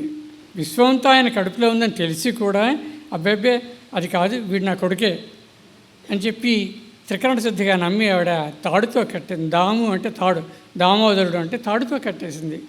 అది ప్రేమ. ప్రేమతో మనం భగవంతుని కట్టేయగలం, మన దగ్గరే ఉంచుకోగలం. అదే గౌరాదేవి చెప్పదలిచింది. అందుకనే ఇక్కడ 5వ పాసురంలో యశోదని ఎగ్జాంపుల్గా చెప్పింది. ఇదివరకు చేసిన కర్మలు సంచిత కర్మ అంటారు, రాబోయే కర్మలు ఆగామి కర్మ అంటారు. ఈ సంచిత కర్మలు ఆగామి కర్మలు రెండూ కూడా అగ్నిలో పడేటువంటి దూదిలాగా కృష్ణ తలుచుకుంటేనే చాలట దగ్ధమవుతాయని చెప్పి మనకి 5వ పాసురంలో అమ్మవారు చెప్తారు. ఇంకా 6వ పాసురంలో ఇంకొంచెం టైం పట్టింది, తెల్లారిపోతుంది, పక్షులు లేస్తున్నాయి. పక్షులు లేవటం స్పిరిచువల్ ఏవేకనింగ్కి సింబల్. ఈ పక్షుల్లో పక్షిరాజు ఎవరు? గరుత్మంతుడు. ఆయన ఇందాక మన గౌరవదేవి తండ్రి అన్నాం. ఆయన్ని సుపర్ణుడు అంటారు. ఆయన రెక్కల ధ్వనిలో వేదం వినపడుతుందిట. అంచేత పక్షులు లేచాయి అంటే వాళ్ళు మనని మంచి చేయటం కోసం మనని లేపే ప్రయత్నం చేస్తున్నారు ఆ పక్షులన్నీ. ఈ భాగవతం ఎవరు చెప్పారు పరీక్షిత్తుకి? శుకుడు చెప్పాడు. శుకుడు పక్షి, రామచిలక శుకుడు, మీనాక్షి, కామాక్షి, మన గోదాదేవి వీళ్ళందరూ కూడా చిలకని చేతిలో పెట్టుకుంటారు. ఎందుకని చిలకని చేతిలో పెట్టుకోవాలి వీళ్ళు? ఇన్ని పక్షులు ఉండగా.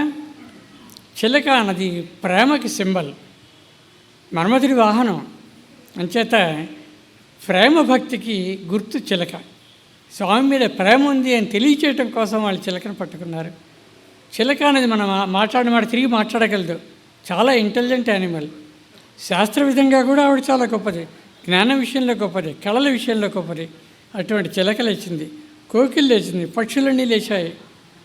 ఆ పక్షులన్నీ కూడా మిగిలిన పక్షులు లేపుతూ ఉన్నాయట. కాకులు లేచాయట. కాకులు కూడా మెచ్చుకున్నారు. యాక్చువల్గా పితృదేవతలని కాకుల కింద పోలిస్తారు. యాక్చువల్గా రామచరిత మానసులో కాకాభూసుండి అని చెప్పి తులసిదాసు ఒక కాకిని గరుత్మంతుడి కంటే హై లెవెల్లో పెట్టాడు.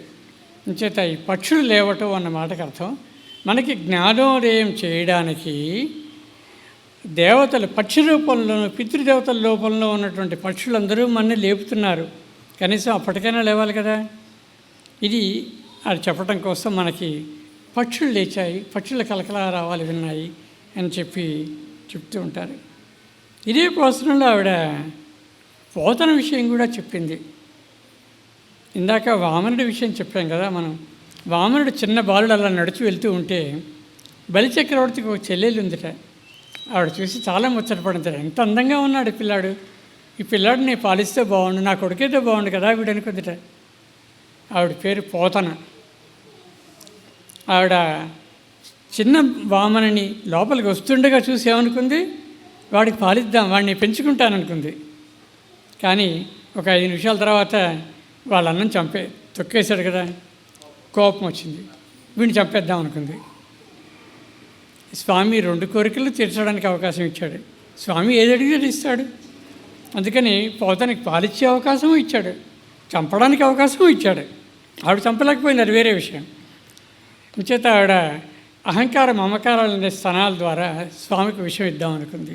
ఇవ్వలేక కైవల్యం చెంది. అక్కడే శకటాసురుడి కథ కూడా చెప్తారు. యశోద పని చేసుకుంటూ ఒక బండి ఉంటే ఆ బండి కింద పడుకోబెట్టిందట. అమాయకురాలు పాపం ఆవిడకేం తెలియదు. ఆ బండి ఇంత చేస్తే శ్రీకృష్ణుడు చంపడానికి వచ్చినటువంటి రాక్షసుడు. స అంటే సుఖము, కట అంటే పోగొట్టేది. సుఖాన్ని పోగొట్టేది ఏది? స శరీరం. మనని బాధ పెట్టేది అదే, మన సుఖ పెట్టేది అదే. శకటాసురుడు అనే మాటకి అర్థం మన శరీరం. దానికి 2 చక్రాలు ఉన్నాయట, పాపం పుణ్యం. అందరు మనుషులు ఎంత గొప్పవాడైనా 2 చేస్తూనే ఉంటాడు. మహాపుణ్యాత్ముడు కొంచెం పాపం చేస్తాడు, మహాపాత్ముడు కొంచెం పుణ్యం చేస్తాడు. అందుకని ఆ బండికి 2 చక్రాలు ఉంటాయి.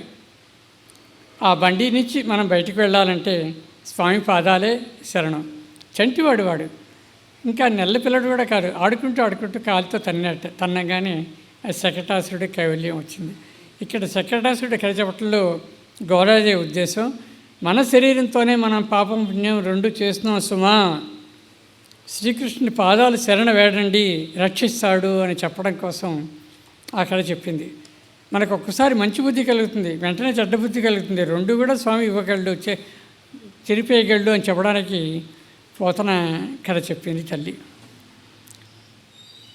ఇలాగా బయలుదేరుతూ ఉండగా ఒక ఆవిడ, ఆ గోపిక ఒక అమ్మాయి నిద్ర లేవలేకపోతే గట్టిగా తిట్టింది గోద. ఎంతసేపు పిలిస్తే లేవవేమమ్మా, విను నువ్వు ముందు, వింటే కదా నీకు తెలిసేది అంది. ఆ మాటకు అర్థం శ్రవణం. పెద్దలు చెప్పింది వినాలి, శ్రవణంతో కథ మొదలవుతుంది. పెద్దలు చెప్పింది విన్నాక ఎలా చేయాలో తర్వాత చూద్దాం. అందుకని చెప్పి 7వ పాసరంలో ఆవిడ శ్రవణాన్ని గురించి చెప్పింది. ముందు నేను చెప్పింది విను, మంచి చెప్తున్నాను విను అని చెప్పింది శ్రవణం. సృష్టి అంతా లేచింది, నువ్వు ఒక్కదానే పడుకుంటున్నావు. కోడి కూసింది, ఒక పక్షి ఇంకో పక్షిని లేపుతోంది. మూర్ఖులమైన మనమే ఒకళ్ళు లేపుతుంటే ఇంకోటి లేపటం లేదు, పైగా లేపేవాడిని అప్పుడే తొందర ఉంది, వీళ్ళ సండే నోరు మూసుకు పడుకుంటున్నాం. అంచేత పక్షులు మనకంటే బాగా ఉన్నాయి అని చెప్పడం కోసం 7వ పాసరంలో చెప్పింది. ఒక లేచిన పక్షి వెంటనే ఊరుకోదుట, మిగిలిన పక్షులు అన్నింటినీ లేపుతుందట. కానీ తెల్లవారుజామున లేచేటువంటి మనిషి ఇంకోటి చేత కూడా సంధ్యావందనం చేద్దాం, ఇంకోటి చేత కూడా పూజ చేద్దాం అని అనుకోడు. ఎందుకంటే పుణ్యం వాడొక్కడికే కావాలి, అందరికీ పుణ్యం పంచిస్తేలాగా. అంచేత పక్షులకు ఉన్నట్టుగా ఉండటం బాగుంటుంది అని చెప్పి తెల్లవారి 7వ పాసరంలో చెప్పింది. 8వ పాసరంలో పక్షులు అయ్యాక పశువుల గురించి చెప్పింది. పాశము అంటే కట్టబడేది పశువు. అంచేత ఈ గోపాలుడు ఏం చేస్తున్నాడు, స్వామి ఆ పశువులన్నిటికీ పాశాన్ని విప్పుతున్నాడు. అంటే మనందరం పశువులం. మనం చేసిన పూర్వ కర్మల చేత కట్టబడి ఉన్నాం. మనం చేసినటువంటి అరిషడ్ వర్గం వల్ల కట్టబడి ఉన్నాం, కామక్రోధాల చేత కట్టబడి ఉన్నాం. మన తాడు విప్పేటువంటి వాడు ఆ నందగోపాలుడే. ఆ స్వామి ఈ పశువులన్నిటికీ తాడు విప్పుతున్నట్ట. అంటే అర్థం ఏమిటంటే వాటన్నిటికీ వాడు చేసినటువంటి అంతకుముందు చేసినటువంటి బంధాలనిచ్చి, అంతకుముందు చేసినటువంటి కర్మనిచ్చి విముక్తి కలిగిస్తున్నాడు. ఆ స్వామి ఇప్పటికీ మనతోనే ఉన్నాడు, ఇప్పటికీ మనం బంధం విప్పే ప్రయత్నం చేస్తూనే ఉన్నాడు. కానీ మనం బంధం విడిపించుకోవటం లేదు, మనం ఇంకా గట్టిగా కట్టుకుంటూ ఉన్నాం, ఇంకో బంధం యాడ్ చేసుకుంటూ ఉన్నాం. స్వామి పని గోపాలుడు అన్న మాటకి అర్థం బంధం విప్పేవాడు అన్నటువంటి అర్థం. ఆ స్వామి అలాగా బంధం విప్పు వేస్తూ ఉంటే మనం కట్టించుకుంటూ ఉన్నాం. స్వామి కోసం వెళ్తూ ఉంటే గోదాదేవి చెప్తుందిట, మనం నడిచి వెళ్తూ ఉంటే స్వామి మనం చూసి బాధపడతాడు, అందుకని తొందరగా లేవండి, మన కోసం వెయిట్ చేస్తున్నాడు స్వామి అని. అది ఆవిడ రామాయణంలో ఎగ్జాంపుల్ చెప్పింది. రామాయణంలో రాముడు అడవికి వెళ్తే గుహుడు అక్కడే ఉన్నాడు, నడిచి వచ్చాట కొంచెం దూరమే. అయినా రాముడు చాలా నొచ్చుకున్నట్ట, అయ్యో గుహ నా కోసం దూరం నడిచొచ్చావా, అయ్యో నా కోసం నడిచొచ్చావా అని చెప్పి గుహుడిని ఆలింగనం చేసుకున్నాడు. మనం స్వామి కోసం కొండెక్కినప్పుడు కానీ, స్వామి కోసం ప్రదర్శన చేసినప్పుడు కానీ స్వామి చాలా బాధపడతాడు. స్వామి అయ్యో నా కోసం వీళ్ళు కొండెక్కి వస్తున్నారా, అయ్యో వీళ్ళు నా కోసం ప్రదర్శన చేస్తున్నారా అని మనకంటే స్వామి బాధపడతాడు. ఇది గుర్తుంచుకోవడం కోసం స్వామి గోదాదేవి ఇక్కడికి మనకి 8వ పాసరంలో చెప్పింది. మనం నడిచి వెళ్తేనే స్వామి బాధపడతాడు అంటే మనం కొండెక్కి వెళ్తే స్వామి ఇంకెంత బాధపడతాడు, మన గిరి ప్రదర్శన చేసే స్వామి ఇంకెంత నొచ్చుకుంటాడు, స్వామి కాళ్ళు ఎంత నొప్పి పెడతాయి. ఇవి తెలియడం కోసం వాళ్ళ ఊళ్ళోనే మాట్లాడుతున్నాను గోద. మన ఇంటి నుంచి ఆ ఇంటికి వెళ్ళేటప్పటికీ స్వామి కాళ్ళు నొప్పి పెడుతుంది అంటే మనం ఎంత పని చేస్తుంటే స్వామి ఎంత నొచ్చుకుంటాడో అని మనకు తెలియజేస్తుంది. మనం భక్తితో చేసి స్వామి చాలా సంతోషిస్తాడు అని చెప్పటం ఆవిడ ఉద్దేశం. ఇంకో ఇంట్లో ఒక ఆవిడ తలుపు ఎంతసేపటికి తీయదు. ఏమమ్మా తలుపు తీయవు, నువ్వేమైనా చెవిటిదానివా అని చెప్పి గట్టిగా తిడుతుంది గోదాదేవి. ఈ చెవిటి దానివి అన్న మాట ఎందుకు వాడిందంటే వేదంలో చెప్తారు, పెద్దల మాట ఎవడైతే వినడో వాడు చెవిటివాడు అని. అదే మనకి రామాయణంలో కూడా మాంతకర్ణి అనే ఒకటి కథలో చెప్తూ ఉంటారు. పెద్దల మాట వినని వాళ్ళు చెవులు ఉన్నా లేనట్టే, మంచి విననివాడు సత్యం వినని వాడికి చెవులు ఉన్నా లేనట్టే. అందుకని గోదాదేవి ఆవిడ్ని చెవిటిదానా అంది. భగవంతుడి కోసం వెళ్దాను రా అంటే నువ్వు రావటం లేదేమిటి, నువ్వు చెవిటిదానివా అని చెప్పి గట్టిగా ఆవిడ్ని మందలించి అక్కడ మాధవి అన్నావిడ గురించి చెప్తుంది.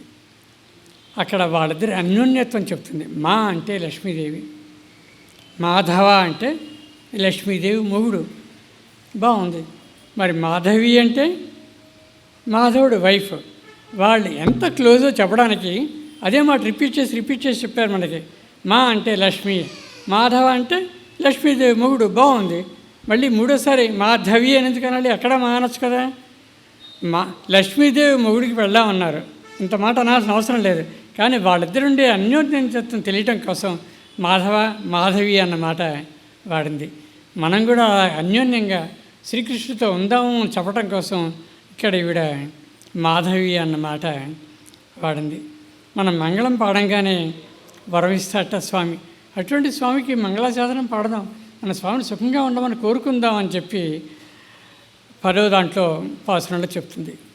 11వ పాసురంలో అమ్మవారు గోవింద అన్నమాట వాడింది. ఇందాక మనం గో అంటే ఏం చెప్పాం? సూర్యకిరణాలు అని చెప్పాం. గో అంటే వేదం. వేదాలు రచించే స్వామిని గోవింద అనాలి. అంటే స్వామి మత్స్యావతారం, గోవింద అవతారం. అది రెండోది.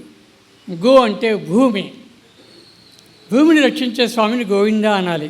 వరాహ అవతారాన్ని గోవింద అనాలి. గో అంటే ధర్మం, రామో విగ్రహాన్ ధర్మ. గోవింద అంటే రాముడు. గోవుల్ని కాసేవాడు గోవిందుడు. అంచేత మనం ఎలా గోవింద అని పిలిచినా అది మత్స్య వచ్చును, వరాహ వచ్చును, మరొక అవతారం రామావతారం వచ్చును. ఈ అన్నిట్లోనూ స్వామి గోవిందుడే. గోవిందుడు అంటే వాడు గోపాలుడే గోవిందుడు కాదు. సూర్యుడిలో ఉన్నవాడు గోవిందుడే, మత్స్య గోవిందుడే, వరాహ గోవిందుడే, రామ గోవిందుడే, కృష్ణ గోవిందుడే. ఇవన్నీ గోవింద అని మనకు తెలియజేయడం కోసం మనకి 11వ పాసురంలో ఆవిడ చెప్తూ ఇన్ని అవతారాలు ఉన్నాయి కదా. ఇప్పుడు రామావతారంలో, కృష్ణ అవతారంలో వెన్న తిన్నాడు, బాగుంది. కానీ అలా వెన్న ఇవ్వక్కర్లేదు, ఎందుకంటే అన్ని అవతారాలే స్వామివే. అందుకని పత్రం ఇవ్వచ్చును స్వామికి, ఫలం ఇవ్వచ్చును, పుష్పం ఇవ్వచ్చును, తోయం ఇవ్వచ్చును. ఇవి ఇన్నెందుకు చెప్పింది? చేపకు మంచినీళ్ళు ఇష్టం, ఇంకో దానికి ఇంకోటి ఇష్టం, ఇంకో దానికి ఇంకోటి ఇష్టం, ఇంకో అవతారంలో ఇంకోటి ఇష్టం.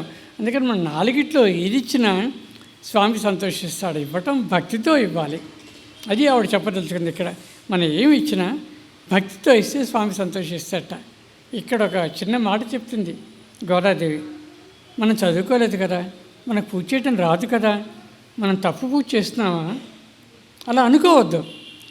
మనం భక్తితో పూజ చేస్తున్నంతకాలం మనం తప్పు పూజ చేసినా స్వామి మనని కరుణిస్తాడు. మిగిలిన వ్రతాలు అన్నీ అయ్యాక స్వామి తప్పు చేస్తే క్షమించు అని ఒక శ్లోకం ఉంటుంది, బాగుంది. తిరుప్పావులో ఆ శ్లోకం ఎందుకు పెట్టలేదు? ఎందుకంటే చేసేవాళ్ళు చిన్నవాళ్ళు, వాళ్ళకి తెలియదు. వాళ్ళు వేదాలు చదవలేదు, వాళ్ళు మంత్రాలు చదవలేదు, వాళ్ళ శాస్త్రాలు చదవలేదు, వాళ్ళు కూర్చోవడం తెలియదు, నుంచోవడం తెలియదు. 16 ఏళ్ల పిల్లలు, 15 ఏళ్ల పిల్లలు, వాళ్ళకి ఏం తెలుస్తుంది? చేసే తప్పు ఒప్పు వాళ్ళకి అనవసరం. వాళ్ళకి కావాల్సింది ఒకటే, భగవంతుడు కావాలి, అంతే. అది గట్టిగా డిటర్మిన్ చేసుకున్నారు. దాని ప్రేమతో మేము పొందుతాం అని ఇంకా గట్టిగా డిటర్మిన్ చేసుకున్నాడు. అందుకని మిగిలిన వ్రతాలన్నింటిలో ఉన్నటువంటి ఆ మంత్రం ఈ మంత్రంలో తీసేయబడి ఉంది. అది చదవక్కర్లేదు. భక్తి ఉన్నవాళ్ళు ఏ వ్రతం చేసినా మంత్రం చదవక్కర్లేదు, వేరే విషయం. మనం అన్నీ భగవంతుడు చేయిస్తానండి అని కబుర్లు చెప్తాం. సత్యనారాయణ వ్రతం చేస్తున్నాం, మరో వ్రతం చేస్తున్నాం, దేవుడే చేస్తున్నానని అంటాం. అంతా చేశాక కాయేన వాచ మనసేంద్రియ బుద్ధ్యాత్మన అనుసరోత్సవ ఎట్సెట్రా ఇవి చెప్పి, అయ్యా మేము తప్పులు చేస్తే క్షమించు అని అంటున్నాం. మనం వ్రతం మొదలెట్టే ముందు ఏమన్నాం? భగవంతుడు నా చేత వ్రతం చేయిస్తున్నాడు అంటున్నాం. చివరికి ఏమంటున్నాం? తప్పులు చేస్తే క్షమించు అంటున్నాం. భగవంతుడు చేస్తే తప్పులు ఎందుకు చేస్తున్నాం? సో మన భగవంతుడు చేస్తున్నాడు అన్న నమ్మకం మనకి తిన్నగా లేదు. ఊరికే నోటి మాట అన్నాం, కానీ మనమే చేస్తున్నాం వ్రతం. మనమే పట్టుకొంచలు కట్టుకున్నాం, మనమే ఇవన్నీ వేసుకున్నాం అని మనం ఎప్పుడూ త్రికరణ శుద్ధిగా భగవంతుడు మన చేత వ్రతం చేయిస్తున్నాడు అని ఎవరైనా నమ్మితే వాడి కాయన వాచైన ఆ శ్లోకం చదవలసిన అవసరం లేదు. అప్పటిదాకా చదవాలి, కానీ అప్పుడు వద్దు. ఆ నమ్మకం వచ్చేదాకా ఆ నమ్మకం గోదాకు ఉంది. అది మనం నేర్చుకోవాల్సింది. 15 ఏళ్ల పిల్లకున్న నమ్మకం అది. దాన్నే ప్రేమభక్తి అంటారు. మనందరికీ దేవుడంటే భయం, భక్తి ఉంది, కానీ భయం అక్కర్లేదు. ఆవిడికి ప్రేమ, భక్తి ఉన్న ఆ భయం ప్లేస్లో తీసేసి మనం ప్రేమ పెడితే ఇవేమీ అక్కర్లేదు మనకి. మనం భయంతో వెళ్తూ ఉంటాం. టికెట్ దొరుకుతాయో లేదో తెలియదు, ఆ శ్రీవల్లి కౌంటర్ ఓపెన్ చేస్తారో లేదో తెలియదు, స్పెషల్ దర్శనం దొరుకుతుందో లేదో తెలియదు. భయంతో సగం చచ్చిపోతూ వెళ్తాం ఆ స్వామి దగ్గరికి వెళ్ళేటప్పటికి. తీరా అక్కడి దాకా వెళ్ళేటప్పటికి ఏం అడగాలో మర్చిపోయాం. ఇంటి దగ్గర పెద్ద లిస్టు రాసుకున్నాం, అంత లిస్టు మర్చిపోయాం. ఎందువల్ల? మనం భయంతో వెళ్తున్నాం అక్కడికి. వద్దు, భక్తితో వెళ్దాం. మన లిస్టు ఆయనకి చెప్పక్కర్లేదు. భక్తితో వెళ్తే ఆయనకే తెలుసు ఆ లిస్టు. అంచేత ఆ భయం లేకుండా ప్రేమతో వెళ్ళటంలో తేడా ఆవిడ చెప్తోంది. మంచి పడుతోందయ్యా, సామూహికంగా చేస్తున్నాం, మేము సత్సంగం చేస్తున్నాం, మీ నామం చదువుతున్నాం అంది. ఇక్కడ నామం గొప్పతనం చెప్పింది 12వ పాసురంలో తల్లి. స్వామి ఎక్కడో ఉన్నాడు, కానీ స్వామి నామం మన దగ్గరే ఉంది. లోకంబులు లోకస్తులు లోకేశులు తెగిరితుడు అలోకంబకు పెంజీకటి కావాలి ఎవ్వండి ఏకాగ్రత వెలుగు. అక్కడెక్కడో ఉన్నట్ట స్వామి, కానీ స్వామినామం మన దగ్గర ఉంది. ఎక్కడికి పోతాడు స్వామి? మన నోట్లో ఉంది స్వామినామం. సో స్వామి కంటే స్వామినామం మన దగ్గరగా ఉంది అని చెప్పి మనకి 12వ పాసనంలో గోదాదేవి చెప్తోంది. మనకి స్వామి అక్కర్లేదు, మన దగ్గర నామం ఉంది. ఎక్కడికి పోతాడు? పిలిస్తే పలకేం చేస్తాడు, పిలిస్తే రాకేం చేస్తాడు అని చెప్పి గట్టిగా చెప్పింది 12వ పాసనంలో స్వామి. తల్లి మత్తు విడవండి, లేవండి అని చెప్పి గట్టిగా చెప్తోంది. ఈ నిద్రమత్తు విడవటం అన్నది వేదంలో సింబాలిక్ రీబర్త్ కింద చెప్తారు.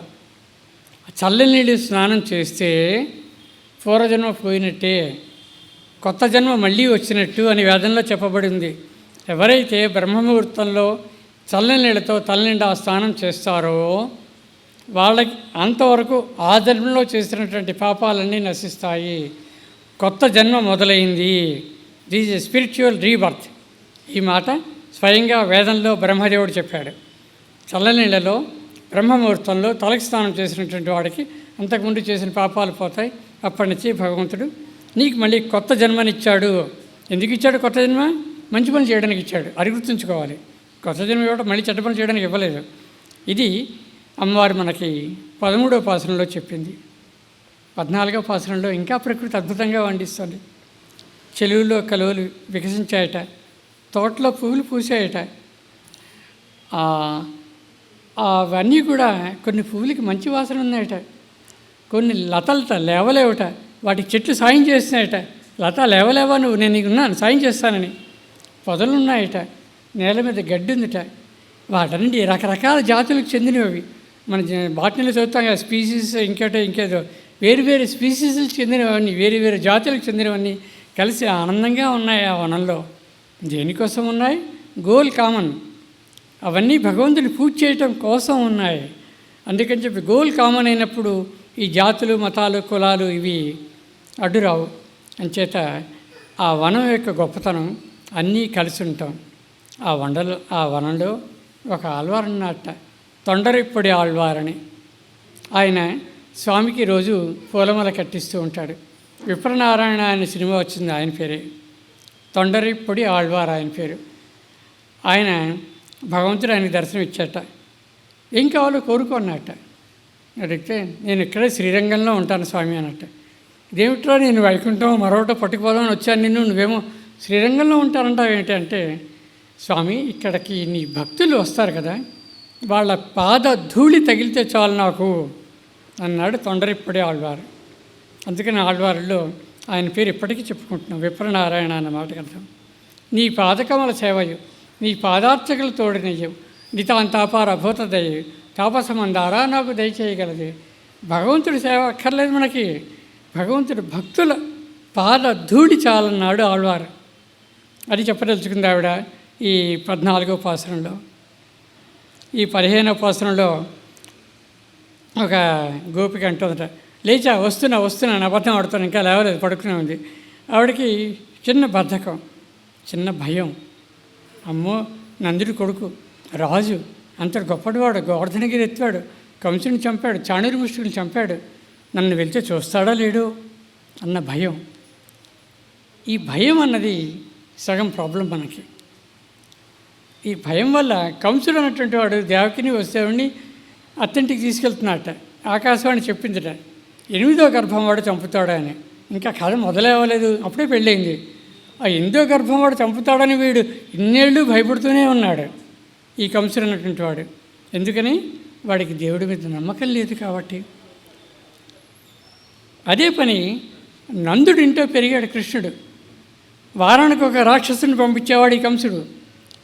మొత్తం ఊళ్ళో ఉన్న రాక్షసులందరూ వెళ్ళిపోయారు నందుడి గౌడు ఇంటికి. నందుడు ఏమి భయపడలేదు. రాక్షసులు వస్తుంటే ఇల్లు వదిలేసి పారిపోవాలి కదా. కృష్ణుడు చంపడానికి వస్తున్నాడు. రాక్షసులు వాడి నందకులం మీద రోజు దాడి చేస్తూనే ఉన్నారు, అందరు రోజు హింసిస్తూనే ఉన్నారు. కానీ నందుడు భగవంతుడిని నమ్మాడు, ధైర్యంగా ఉన్నాడు. నందుడు కంసుడికి సామంతు, కప్పం కూడా కడుతున్నాడు. అయినా కూడా రాజుని ఎదిరించి రాక్షసులు అంటే భయం లేకుండా ఉండటం కారణం నందుడు ఆ భగవంతుడి మీద ఆయనకున్నటువంటి నమ్మకం. ఆ నమ్మకమే ఆ నందుడిని కాపాడింది. ఇందాక మనం 2 అవతారాలు చెప్పాము. 3వ అవతారం కృష్ణుడు, 1 వామన, 2 రామ. 3వ అవతారంలో కృష్ణుడి కింద వసుదేవుడు దేవకికి జన్మించాడు స్వామి. ఆ 2వ అవతారంలో మనిషిగా జన్మించాడు. రాముడు చెప్తాడు, ఆత్మాన మానుష్యమన్యే రామం దశరథాత్మజం. నేను మనిషిని, నేను గర్వంగా చెప్పాడు రాముడు. కానీ ఈ అవతారంలో స్వయంగా నారాయణుడు పుట్టాడు. ఈ అవతారంలో దేవకీదేవి పుట్టినవాడు మనిషి కాదు, శంఖచక్ర గదాపద్మాలతో శ్రీ మహావిష్ణువు పుట్టాడు ఇక్కడ. పాపం వాడు ఎలా కన్నదో కానీ పుట్టేటప్పటికే ఆయన శంఖం చక్రం గదా ఉంది చేతిలో. పుట్టేటప్పటికే నారాయణుడు. ఆయన చూడంగానే వాళ్ళ బంధాలు విడిపోయాయి. నారాయణ దర్శనం అయితే ఇంకేం బంధం, వసుదేవుడు బంధాలు విడిపోయాయి.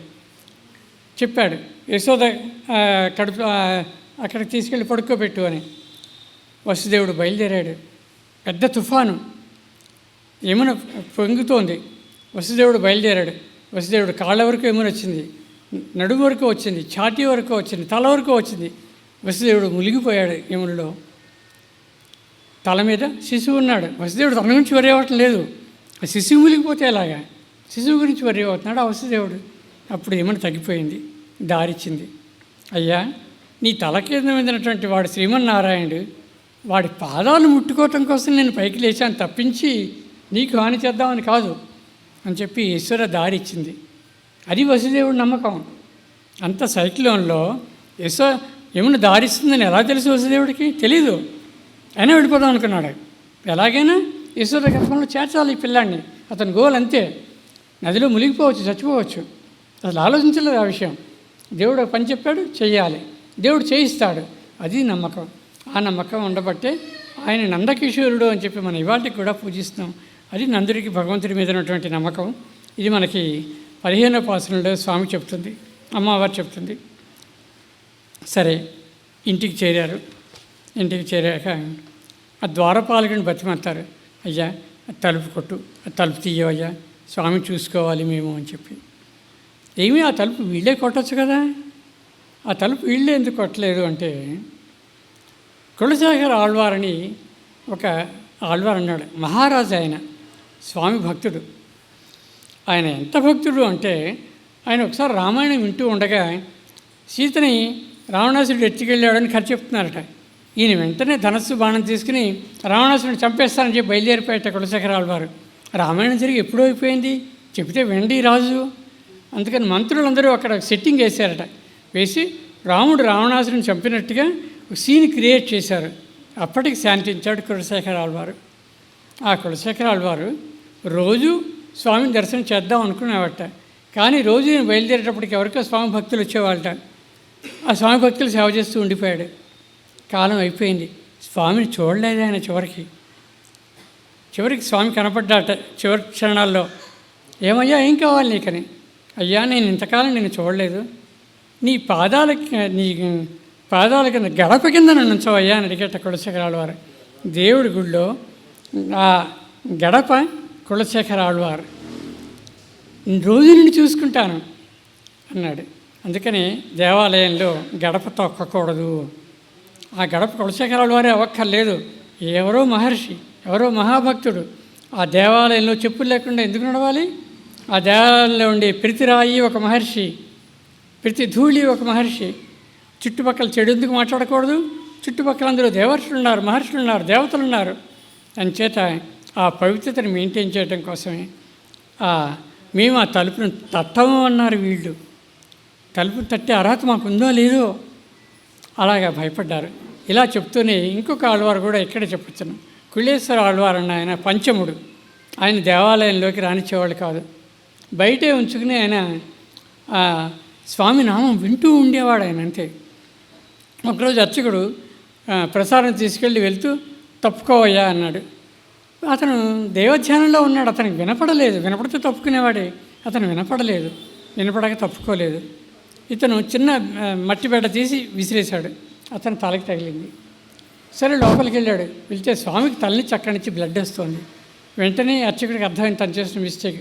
పరిగెత్తుకుంటూ వచ్చాడు, అయ్యా తప్పు చేశాను, నేను ఇవి రాయి వేశాను, అక్కడ స్వామికి దెబ్బ తగిలింది, ఒకసారి నువ్వు వచ్చి స్వామి దర్శనం చేసుకోవయ్యా, నువ్వు పంచముడు ఏమిటయ్యా, నీకంటే గొప్పవాడు ఎవడున్నారయ్యా అంటే అతను వినపట్టలేదు. అతనికి స్వామి ధ్యానంలో ఉన్నాడు. అప్పుడు ఈ అర్చకుడు ఈ పంచముడిని కులాశ్వరానికి భుజం మీద కూర్చోపెట్టి స్వామి దర్శనానికి తీసుకెళ్ళాడు. అంచేత ఈ ఆళ్వారుల్లో పంచములు ఉన్నారు, రాజులు ఉన్నారు, బ్రాహ్మణులు ఉన్నారు, ఒక్క ఆడవారు ఉంది. ఆ ఒక్క ఆడవారే మనం మాట్లాడుతున్నాం, గోదా. మిగిలిన వాళ్ళందరూ మగ ఆళ్వారు లేరు. అంచేత ఆయన స్వామి శ్రీవత్సం నుంచి వచ్చాడు. ఇందాక విప్రనారాయణ అన్న ఆయన స్వామి వనమాల నుంచి వచ్చాడు. కులశేఖర ఆళ్వారు అనేటువంటి వాడు గరుత్మంత విశ్వక్సేన నుంచి వచ్చిన వాడు నమ్మాళ్వారు. కులశేఖర ఆళ్వారు కూడా I'm not very sure. Okay. తర్వాత అక్కడికి వెళ్తుంది. నందుడు యశోద బలరాముడు పడుకుని ఉంటారు. నీలాదేవి ఉంటుంది. వీళ్ళందరూ వాళ్ళని రిక్వెస్ట్ చేస్తారు, నీలాదేవిని రిక్వెస్ట్ చేస్తారు. స్వామి శ్రీ భూ నీలా సమేత ముగ్గురితో కలిసి ఉంటాడు కలియుగంలో. నీలాదేవి అన్న ఆవిడ ఆనంద స్వరూపిణి నీలాదేవి.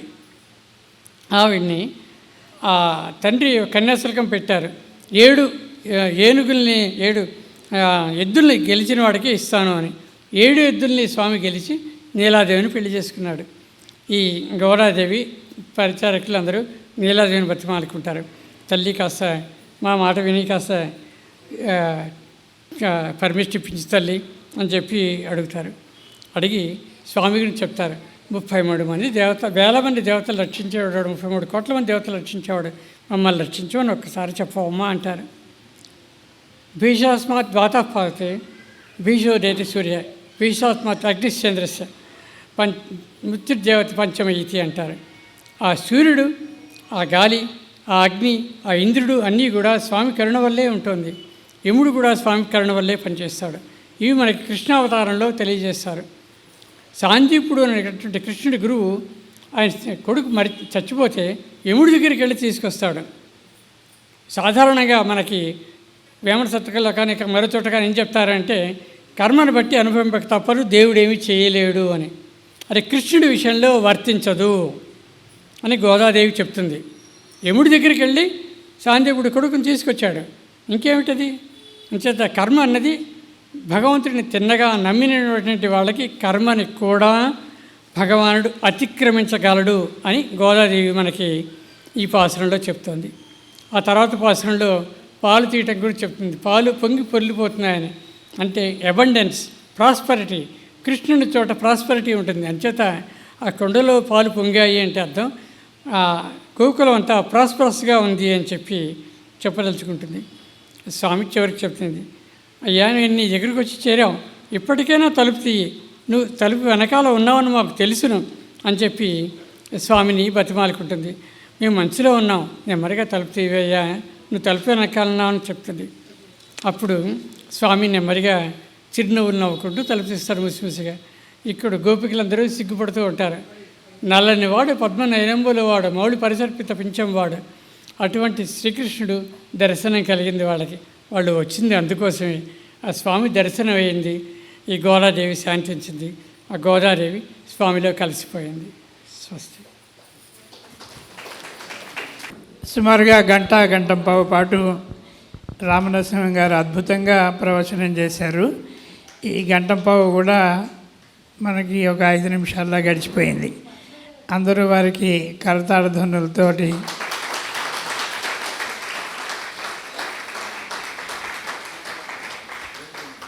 ఈ తిరుపావై వైభవంలో రామనరసింహ గారు ఈ అన్ని అష్టాదశ పురాణాలు, రామాయణం, భారతం, భాగవతం అన్నీ కూడా మిళితం చేసి మనందరికీ చాలా వీణులు విందుగా చెప్పారు. మొట్టమొదటిగా తిరుప్పావైని తెలుగులో రాసింది ముళ్ళపూడి వెంకటరమణ గారు. ఆయన దీన్ని మేలు పలుకుల మేలు కొలుపు అని రాశారు. సో రామనరసింహ గారు అంతకంటే అద్భుతంగా మేలు పలుకులు చెప్పి గోదాదేవి ఏ రకంగా శ్రీకృష్ణ భగవాన్ని మేలుకొల్పిందో చెప్పారు. అందుకని వారికి హృదయపూర్వక కృతజ్ఞతలు. ఆయన సమయం చాలా అమూల్యమైంది. అయినప్పటికీ ఈరోజు సాయంత్రం మనందరితో గడపడానికి ఇక్కడికి వచ్చి తిరుపవై గురించి అద్భుతమైన ప్రసంగం చేసినందుకు వారికి నా కృతజ్ఞతాభివందనాలు. మనకి తిరుపతి గురించి తెలుసుకోకుండా నిద్రపోతున్న వాళ్ళందరినీ కూడా మనకి గోదాదేవి గారి తాలూకా తండ్రి ఆయన విష్ణుచిత్తులు, విష్ణుడు మనసులో పెట్టుకున్నారు రామనరసింహ గారు. గోదాదేవి విగ్రహం ఇప్పుడు పెట్టి ఆవిడ అనుగ్రహంతో మనకు అన్ని విషయాలు కూడా చెప్పారు. ఇకనైనా మనం కాస్త మేలుకుని భక్తిని విష్ణు పాదాలని హృదయంలో ఉంచుకుందామని ఆశిద్దాం. చెప్పినందుకు వారికి ధన్యవాదాలు. మనందరం కూడా చాలా అదృష్టవంతులు. ఇక రేపు సాయంత్రం మరొక మంచి కార్యక్రమం ఉంది. ఆకళ్ళ విభీషణ్ శర్మ గారు సనాతన ధర్మం గురించి మాట్లాడతారు. వారు టీటీడీలో పెద్ద అధికారంలో ఉన్నవారు, చాలా అనేకమైనటువంటి ఉపన్యాసాలు ఇచ్చినటువంటి మహాపండితులు వారు. సాయంత్రం సభ మాత్రం 6 గంటలకల్లా ప్రారంభం అవుతుంది. అంచేత మన అలవాటు ప్రకారం ఆలస్యం చేయకుండా కాస్త 5:45కో ఎంతకో వచ్చి ఉంటే అందరం కూడా పూర్తిగా వినొచ్చిన వారు కూడా సంతోషిస్తారు. తప్పకుండా రావాల్సిందిగా మేము కోరుతున్నాం శంకరపట్నం తరఫున. మీరు అందరూ వచ్చినందుకు ధన్యవాదాలు.